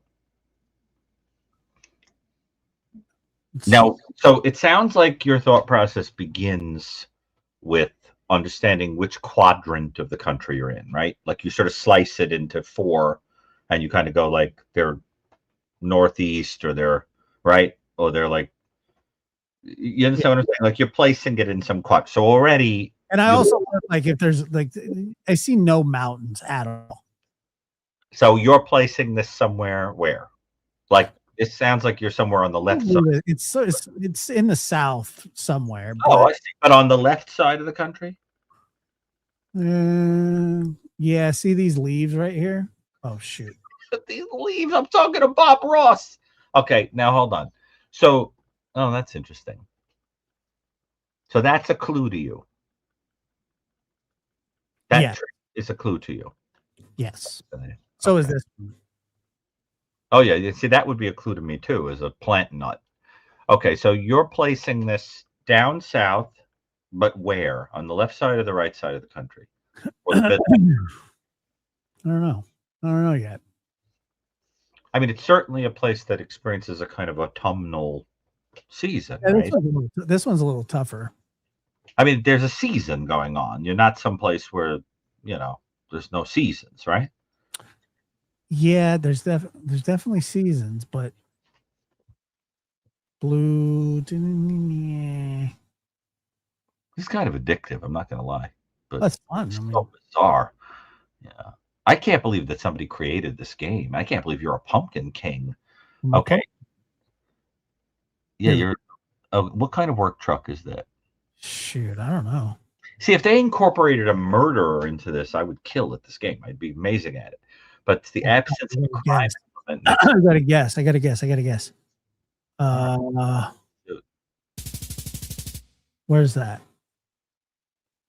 New Jersey. That was New Jersey. Yeah. Since when does New Jersey have seasons? It's just always like the. I like New Jersey. I think New Jersey actually gets a bum rap. It has beautiful parts. Okay. What is this? That's Alaska. And you knew that instantly? No, I didn't. I thought it was the Pacific Northwest, which it sort of is, but. Oof, try one more. You notice I can't get any of these. This is just. And you know what it makes me realize? I don't leave my house.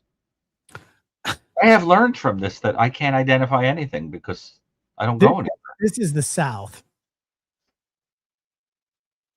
But okay. I wouldn't know where. It's kind of pretty. Boy, I don't even have to leave my house. I could just visit everything like this from my armchair. Yeah, you could. Those are some pretty tall trees. It's been a while since I played this game. Now, walk me through your thought process so I understand how you're doing it. Well, tell me everything that's going through your mind so that I can grasp. First of all, I look to see how flat it is, how wide the roads are. I mean, this right here, like this kind of shrubbery, is probably the South. Shrubbery told you that you were down south. Yeah, it feels like it. Okay, go on. It's flat. Like the lots are really big, so it's like not a very populated place. There don't seem to be any people. This is like, what is this? Like the hills have eyes? Where are the people? I don't know. That's part of figuring it out. Do they keep the people out on purpose? And then sometimes you can get lucky and you'll get like an area code. Right. And then you just figure out what the 919 area code is. That's people in the audience think it's the Carolinas, and they must be basing that on the area code. Can't look at the chat. That's a good clue. The area code. The area code places it in the Carolinas. I could believe it's the Carolinas. Yeah, but you can't look at the chat. No, I'm saying the area code on the screen places it in the Carolinas. So what was it? North Carolina. Yeah, but that area code told us that the 919. But I didn't look up the area code. What? I didn't look at the area code. I mean, I looked at the area code, but you didn't know 919 is Carolina's area code. No. You just guessed that. I think I still think this is the craziest thing I've ever seen. I am so weirded out by how you do this. I can't understand it. It looks like when a person does a magic trick, and you want to understand how they did the trick. Like, where are the woman's legs when the guy with the saw passes? Sometimes I get like 10 in a row. It's not normal. All right, this one's interesting. Let me see that the prior image. It's amazing. Oh, somebody said they knew from the like a road sign or something. Okay, go on. It's a nice little neighborhood wherever it is. This feels East Coasty. It's like someplace I'd like to live. It's nice. Probably not that far from you. I don't know. Now we look like we're in like a time warp. Okay. Keep going. Yeah, this is nice wherever this is. Look at those beautiful trees. Let's see. Yeah, but a lot of times, like if you look and see if there's like a front license plate. Mm-hmm. But like, look at that deck. That's out back. The architecture is interesting. That seems to be a little bit of a clue. Like none of these trees are native to the West Coast. Come on. How do you know that? Because, dude. You mean the look of them? They don't feel like.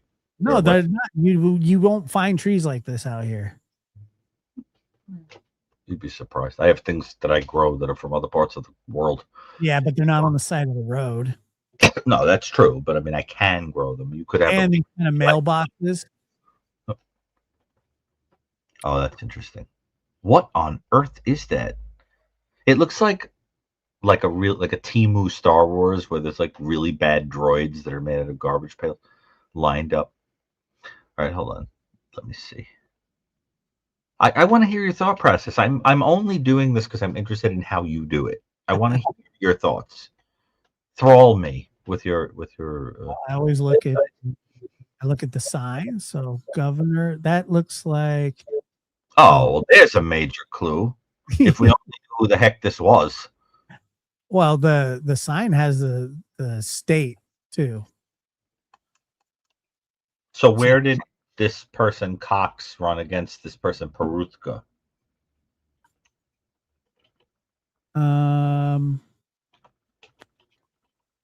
Looks like Maryland, maybe. New Hampshire, Maryland. I don't know. It's like I said. So without Maryland is not a bad guess. I said that this wasn't too far from you, right? But Maryland is not a bad guess. I could see that being Maryland. That could be Maryland. Is it? Baltimore. So is Maryland. Yeah, but how did you know that Cox was a Maryland? I didn't. I didn't. I just knew that it was on the west. I just knew that this was East Coast. Like Maryland was a good guess. Yeah. Well, didn't I say that it wasn't too far from where you are? It isn't that far from where. I mean, let's just say I would want to bicycle there, but it's not that far from where. You know what I mean? That's a beautiful building. Look at that. Beautiful. But that was so. It looks like. See, it's very interesting how differently our brains operate. The way watching you do this is really, really interesting to me in terms of understanding your mind. You know, this feels like Texas. Now, where'd you get that from? The big houses.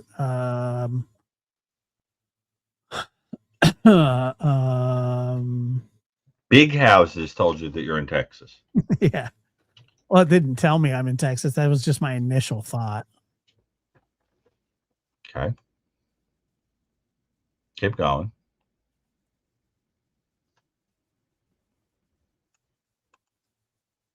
I mean, this, for God's sake, looks like parts of New Jersey.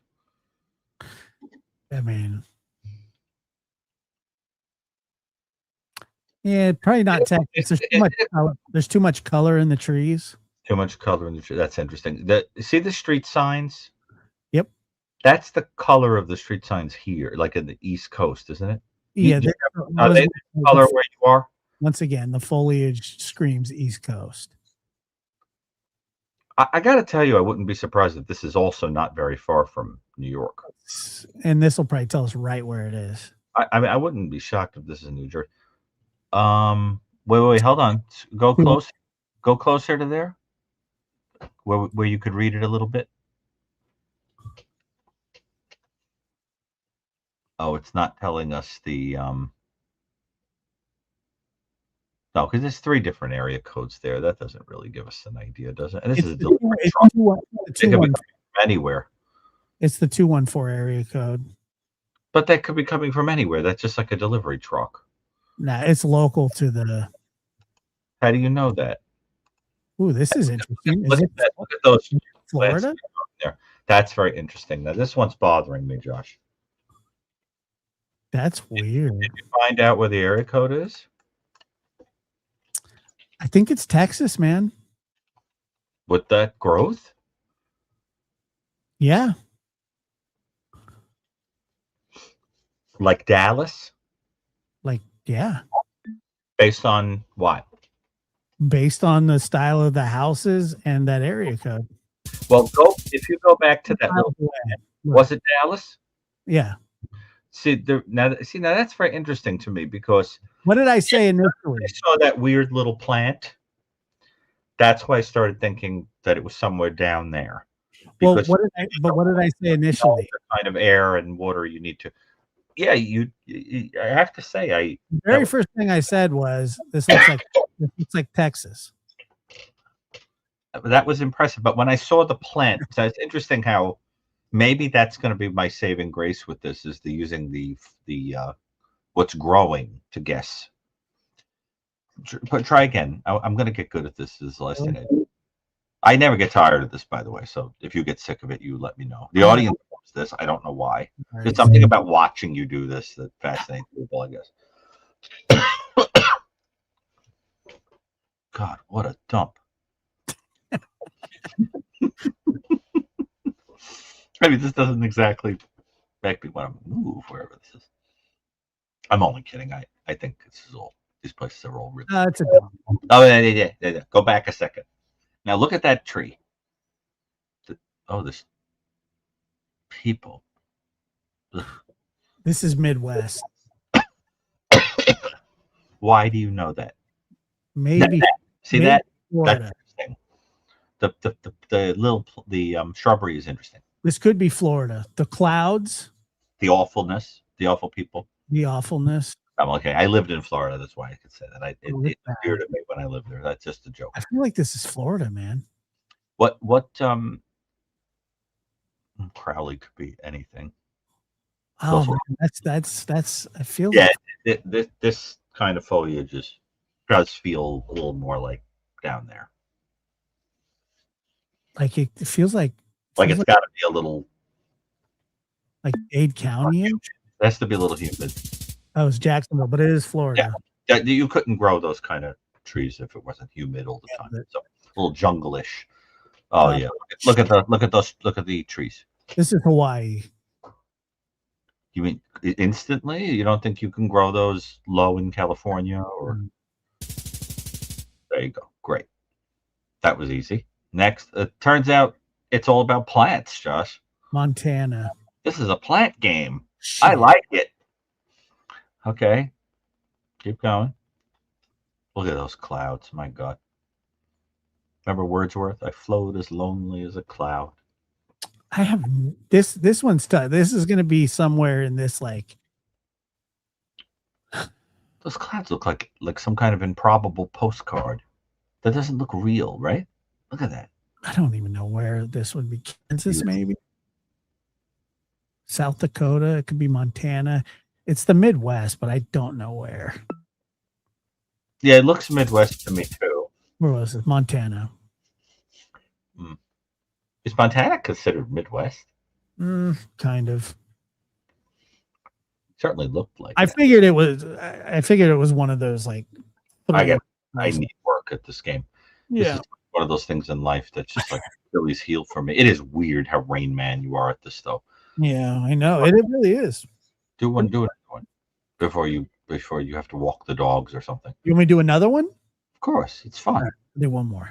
It bothers me that I can't get any of them Why? because it's weird. This is East Coast right away. It's like a game that's training you to use intuition more than careful Yeah, reasoning.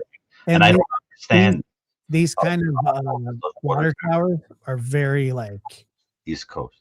East Coast, Southern East Coast. Mhm.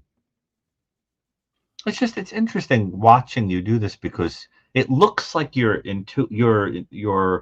making very careful judgments based on deductions or inferences, but you're really just kind of getting the intuition. It's fascinating to watch. It's like you're operating on gut more than on meticulous analysis, but you turn out to be right. So it's like sort of irritating. You know what I mean? You're like, yeah, that looks like I don't know, somewhere in Mexico. And then I'm like, what? And you're right. Like, what the hell? How do you do that? Okay. No, wait, hold on. Vineland Soccer Association. Okay. That doesn't tell us anything. All right. Now, let me just let you tell me your thoughts. I want to hear this. Go ahead. Once again, this is going to be probably East Coast Based on what? based on the colors of these trees. Now, I happen to think Vineland made me think that this could be New Jersey. Yeah, I mean, it looks like it would be a crap hole like that place. Yeah. It could be New Jersey because Absolutely. Vineland happened to know there is a Vineland in New Jersey, and it looks like it could be Vineland in New Jersey. And brick housing. I think this is New Jersey. Brick housing is typical East Coast through Pennsylvania, New York, down through Boston. Yeah, well, this one, my guess, if I'm learning anything from you, Yoda, is I think this one is New Jersey, Let's try it. Be a good guess.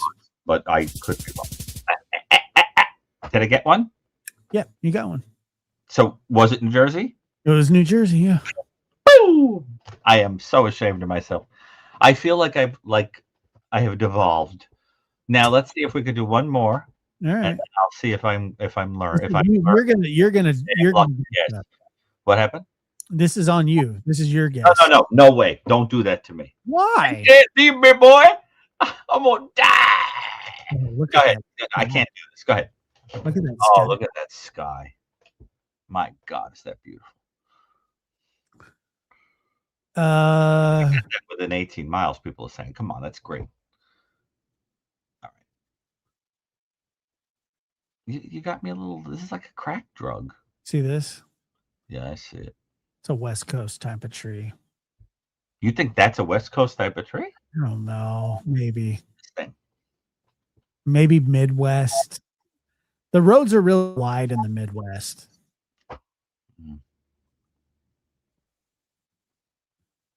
Now, you see the way that road is painted and everything? That would never fly here in New York. Why not? No, we would all kill each other if that was the way the roads were. Look at that. I couldn't drive it. Wait, let me see. Got a sky. What the heck does that even say? Look how Jensen flat Deli. that is, though. Look how much everything just looks alike across the country. Flat it is.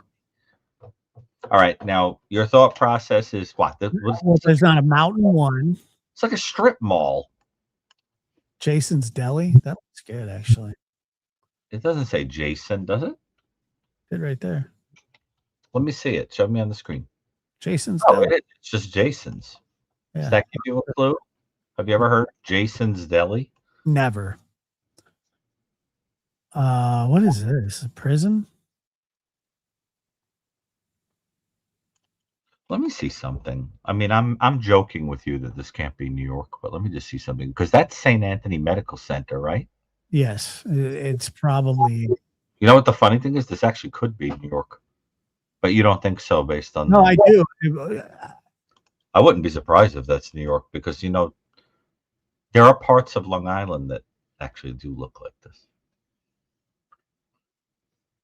St. Anthony's Medical Center. That's in the Midwest, no? I don't know. Where's St. Anthony's Medical Center? Do you know? You don't like to cheat and look it up? No, I can't do that. Why? Because it takes the fun out of the game.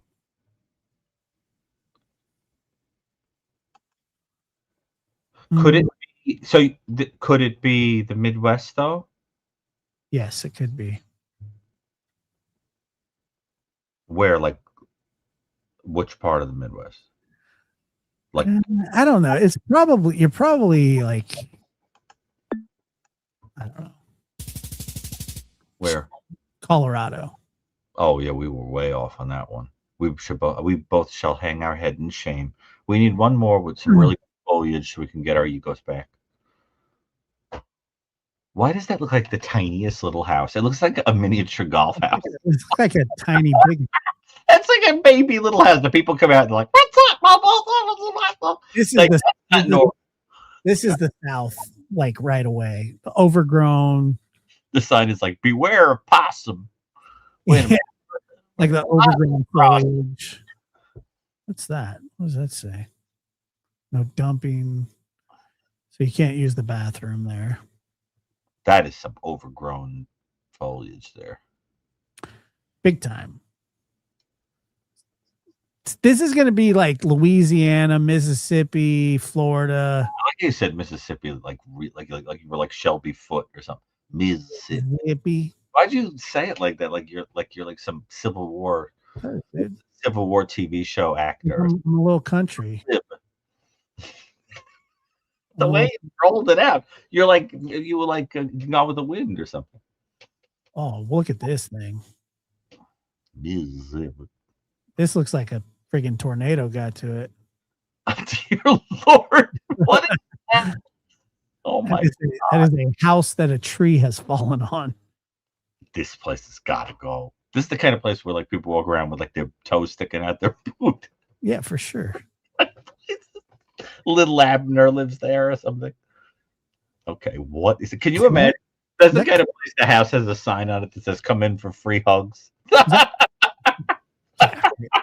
And never leave. Solicitor rings the bell. Can I talk to your mother, father? They're out back, but it's like two graves. I feel like it's Louisiana, Georgia. I don't know. It's gonna be in. I think it's gonna be in this region here. Mississippi, maybe. This is like a horror movie town. Oh shoot, we were way off. I was say it's Maryland. Get out of here. It's so crazy. I'm sorry. Do another one.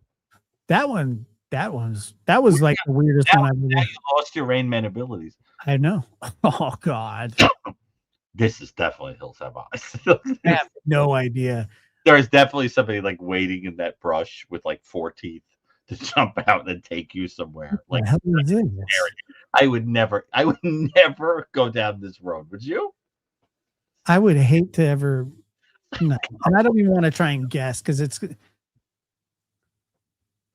is the kind of like if this were a movie, you'd be barreling down the road. There'd be like a small child wearing like overalls the other side of the road, and you'd say, "I'd turn back if I were you," and then like no one ever comes back from there. Where was it? Seriously, Minnesota. What is that? Seriously, where was that hellish road? Minnesota. Oh, never going. Okay, next. Florida. Done. Next.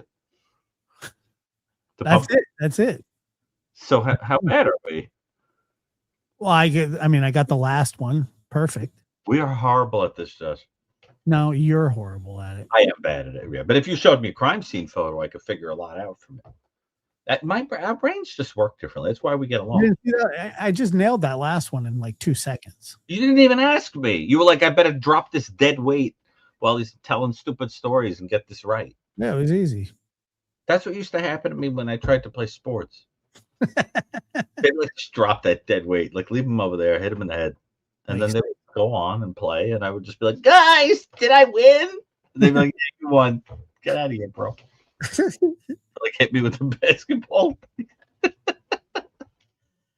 Seriously, tell me where I can play this wondrous game. Oh, you got it's just Geoguessr.com. That's it? That's it. Will anybody know I'm playing it? No. not unless you tell people. Okay, I won't. Geoguessr.com. Geoguessr.com. Thank you. I want to know who invented that. That's really fascinating. And why is it called Geoguessr if it's only the United States? No, you can do the whole world. You mean you've opted to only do America? Oh, you mean that? So we don't actually know if I'd be better at this if we went beyond America. It's pretty rough. I mean, I've done it before.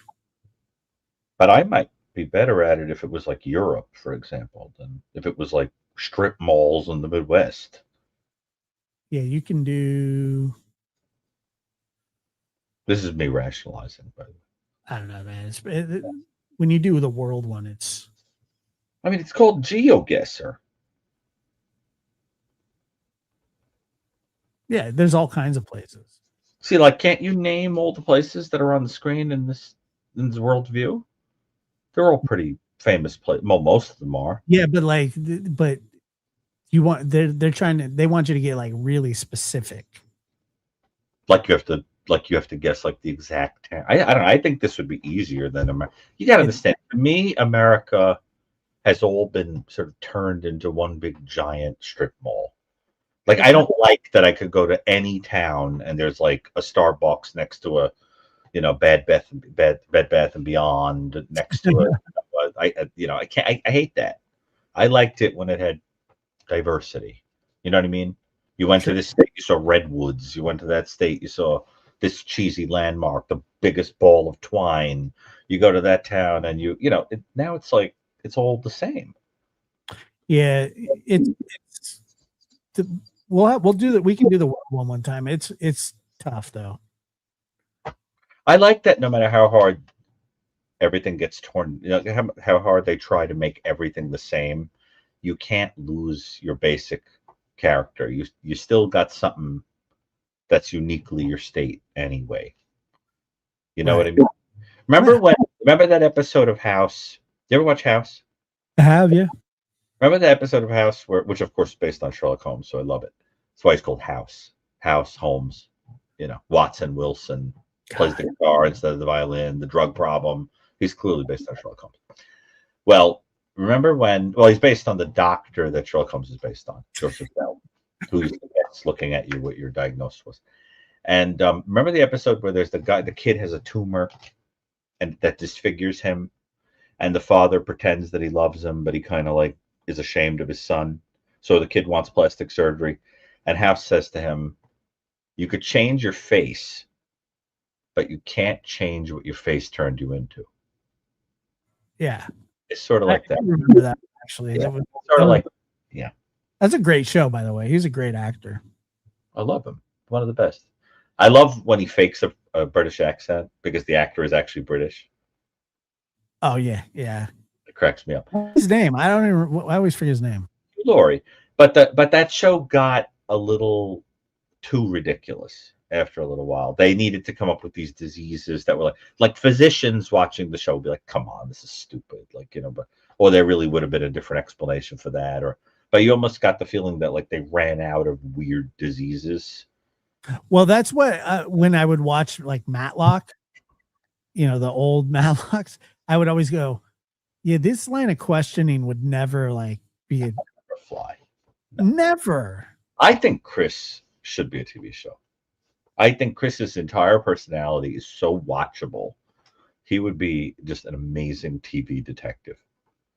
Don't you think so? If there were a guy playing Chris McDonough, I think it'd be, yeah. I would watch every single episode. Everything about, because he's so funny and instinctive and kind of. I just think he would be. I would love to. And Karen, they'd get some actress to play Karen and some actors. They'd even have the dog like Buddy played by an actor. It would be the greatest thing. Him and John would be hilarious. John is a side character, definitely. But I think there's something about his mixture of like being very good at like honing in on what's true, mixed with the humor and the spirituality and the sensitivity and all the music. What a character he would be. Oh, yeah. Oh my God, I'd watch every episode. You'd be an interesting TV character too, Josh. I'd be more like a cartoon character. I couldn't be a TV character because no one would believe I exist. I'm too ridiculous. Yeah, well, that's a fact, but people would believe it. I mean, I could picture people walking around with shirts with you, like the character of you on them. I would be like the character you love to hate. You know what I'm saying? Like Yeah. they'd be like, "Oh, he's such a great annoying person." Like I'd come out on like to do an interview on a talk show, and people would like boo, like lovingly boo, like, "Oh God, that guy sucks so bad." But they would take you into their hearts. I don't think so. Yes, definitely. No. I would be that character that. How do I explain it? Like people would be like, "Oh God, I was so happy when they killed him off." People would watch the show to wait for the payoff. You'd be like Lucy bumping Sarah at the end of season 2 of. Yeah, but somebody said I'm like the Newman. Hey. Would like wedge himself into the. I always like when Newman would wedge himself into Jerry's apartment. He was the best. Remember when he would like bust into Shakespearean villainy? Yeah. Well, Jerry, and then, thou hast come for the bike. one time, I remember one of my favorite things was when Newman said to Jerry, he's like, "I'm a little insulted." He said, "You're not a little anything, Newman." Yeah, no, I know. I don't know who's the funniest on the show, but I think it's probably Elaine. No, of the 4 of them, it's Elaine. She's the funniest, in my opinion. But because she was the most talented, I think. But the greatest character on the show, it's George. That's true. In many ways, that's a good argument. But I think it's George's father. I cannot handle Jerry Stiller on that show. He's so funny. I can't handle it. Everything that comes out of his mouth. I would not have been able to be on that show because he would have made me laugh too much. Oh, he was too funny. Remember when he's like, "You're saying you want a piece of me?" And like they couldn't stop laughing. Remember the one where he speaks Korean? I do remember that one, yeah. And the women say something insulting and he can't hold it in, and then he busts out perfect Korean to tell them that he understands that they called him like a stinky ape. I like when George ends up having to go live with them again. He just like hates his life. And then he said that every instinct that he's ever had has always been wrong. So he's going to do the opposite of what he thinks. So that's when he walked up to that lady and said, "Hi, my name's George Costanza. I'm unemployed and I live with my parents." It's like, who are you really? Yeah. George Costanza. I love that one. In fact, I think I should do a marathon of watching those back to back because they really they are so funny. Remember when he goes out with Marissa Tomei? Of course. Anyway, I haven't been able to watch it now. Anyway, listen. Yeah, we have descended into wackiness. Yeah, secretly, I wish that you would take the recording of this episode and burn it. Okay. I'm not really sure what happened to us. We wandered off into La La Land, but I think we're just punch drunk and tired. I feel like it's what used to happen on Jerry's Kids Telethon, where like by the time you got into like the 16th hour, they were like, "Ah!" Like Jerry would be going crazy and like making stupid jokes, and like we're done. We're shot. That was fun. That was good. It was good. It turned into After Dark. Sort of, not I didn't freak out or anything. That's true. You didn't yell. You didn't throw any, but you played Geoguessr. I got you to play Geoguessr on the lab. Did you break a record? Of what? The longest episode? No. What's the longest? We've done 5-hour episodes, I think. No. Just me and you? I'm gonna send you a check. Imagine I sent you a bill for all the hours. You'd be screwed, bro. I would be. Especially at your rates. Oh yeah, you'd be both. No, actually, my rates are very fair. Are they? But I've treated some people for free because I will not end. If a person can't pay, I'm not going to drop them. You know, like back in Little House on the Prairie days, they would just like pay with eggs or chickens or something. Nobody's paying me with chickens, but I think the point is that if I'm helping a person, and I'm not going to drop them because they're having a hard time financially. That's nice of you. Until they're a human being. Love the beard, Dr. Gary. All right, I'm out of here. in all seriousness, thank you. It was a lot of fun, and we did some good before we, you know. No, it was great. But I was having fun partly because I think there is going to probably be a little bit of a patch of time where I'm not around. Totally I understand. mean, you got to ask, but we'll see. But I gotta get to the writing. All right. Well, that sounds good. But we'll be in touch like we always are. Of course. All right. All right, And, Doctor. and I'll text you about what we were talking about earlier. Sounds good. Know what I mean? Yep. Okay. All right. Bye. Bye. All right, everybody. Thank you for being here. I had a good time. We had a blast. Always good. And thank you guys so much for being here. And we will catch you next time on the lab.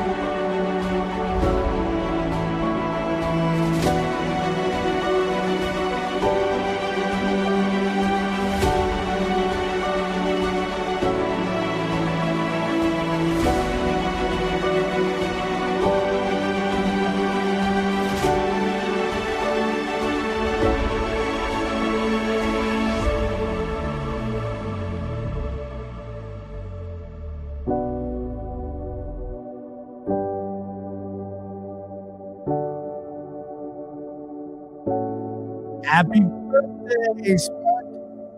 Happy birthday to you.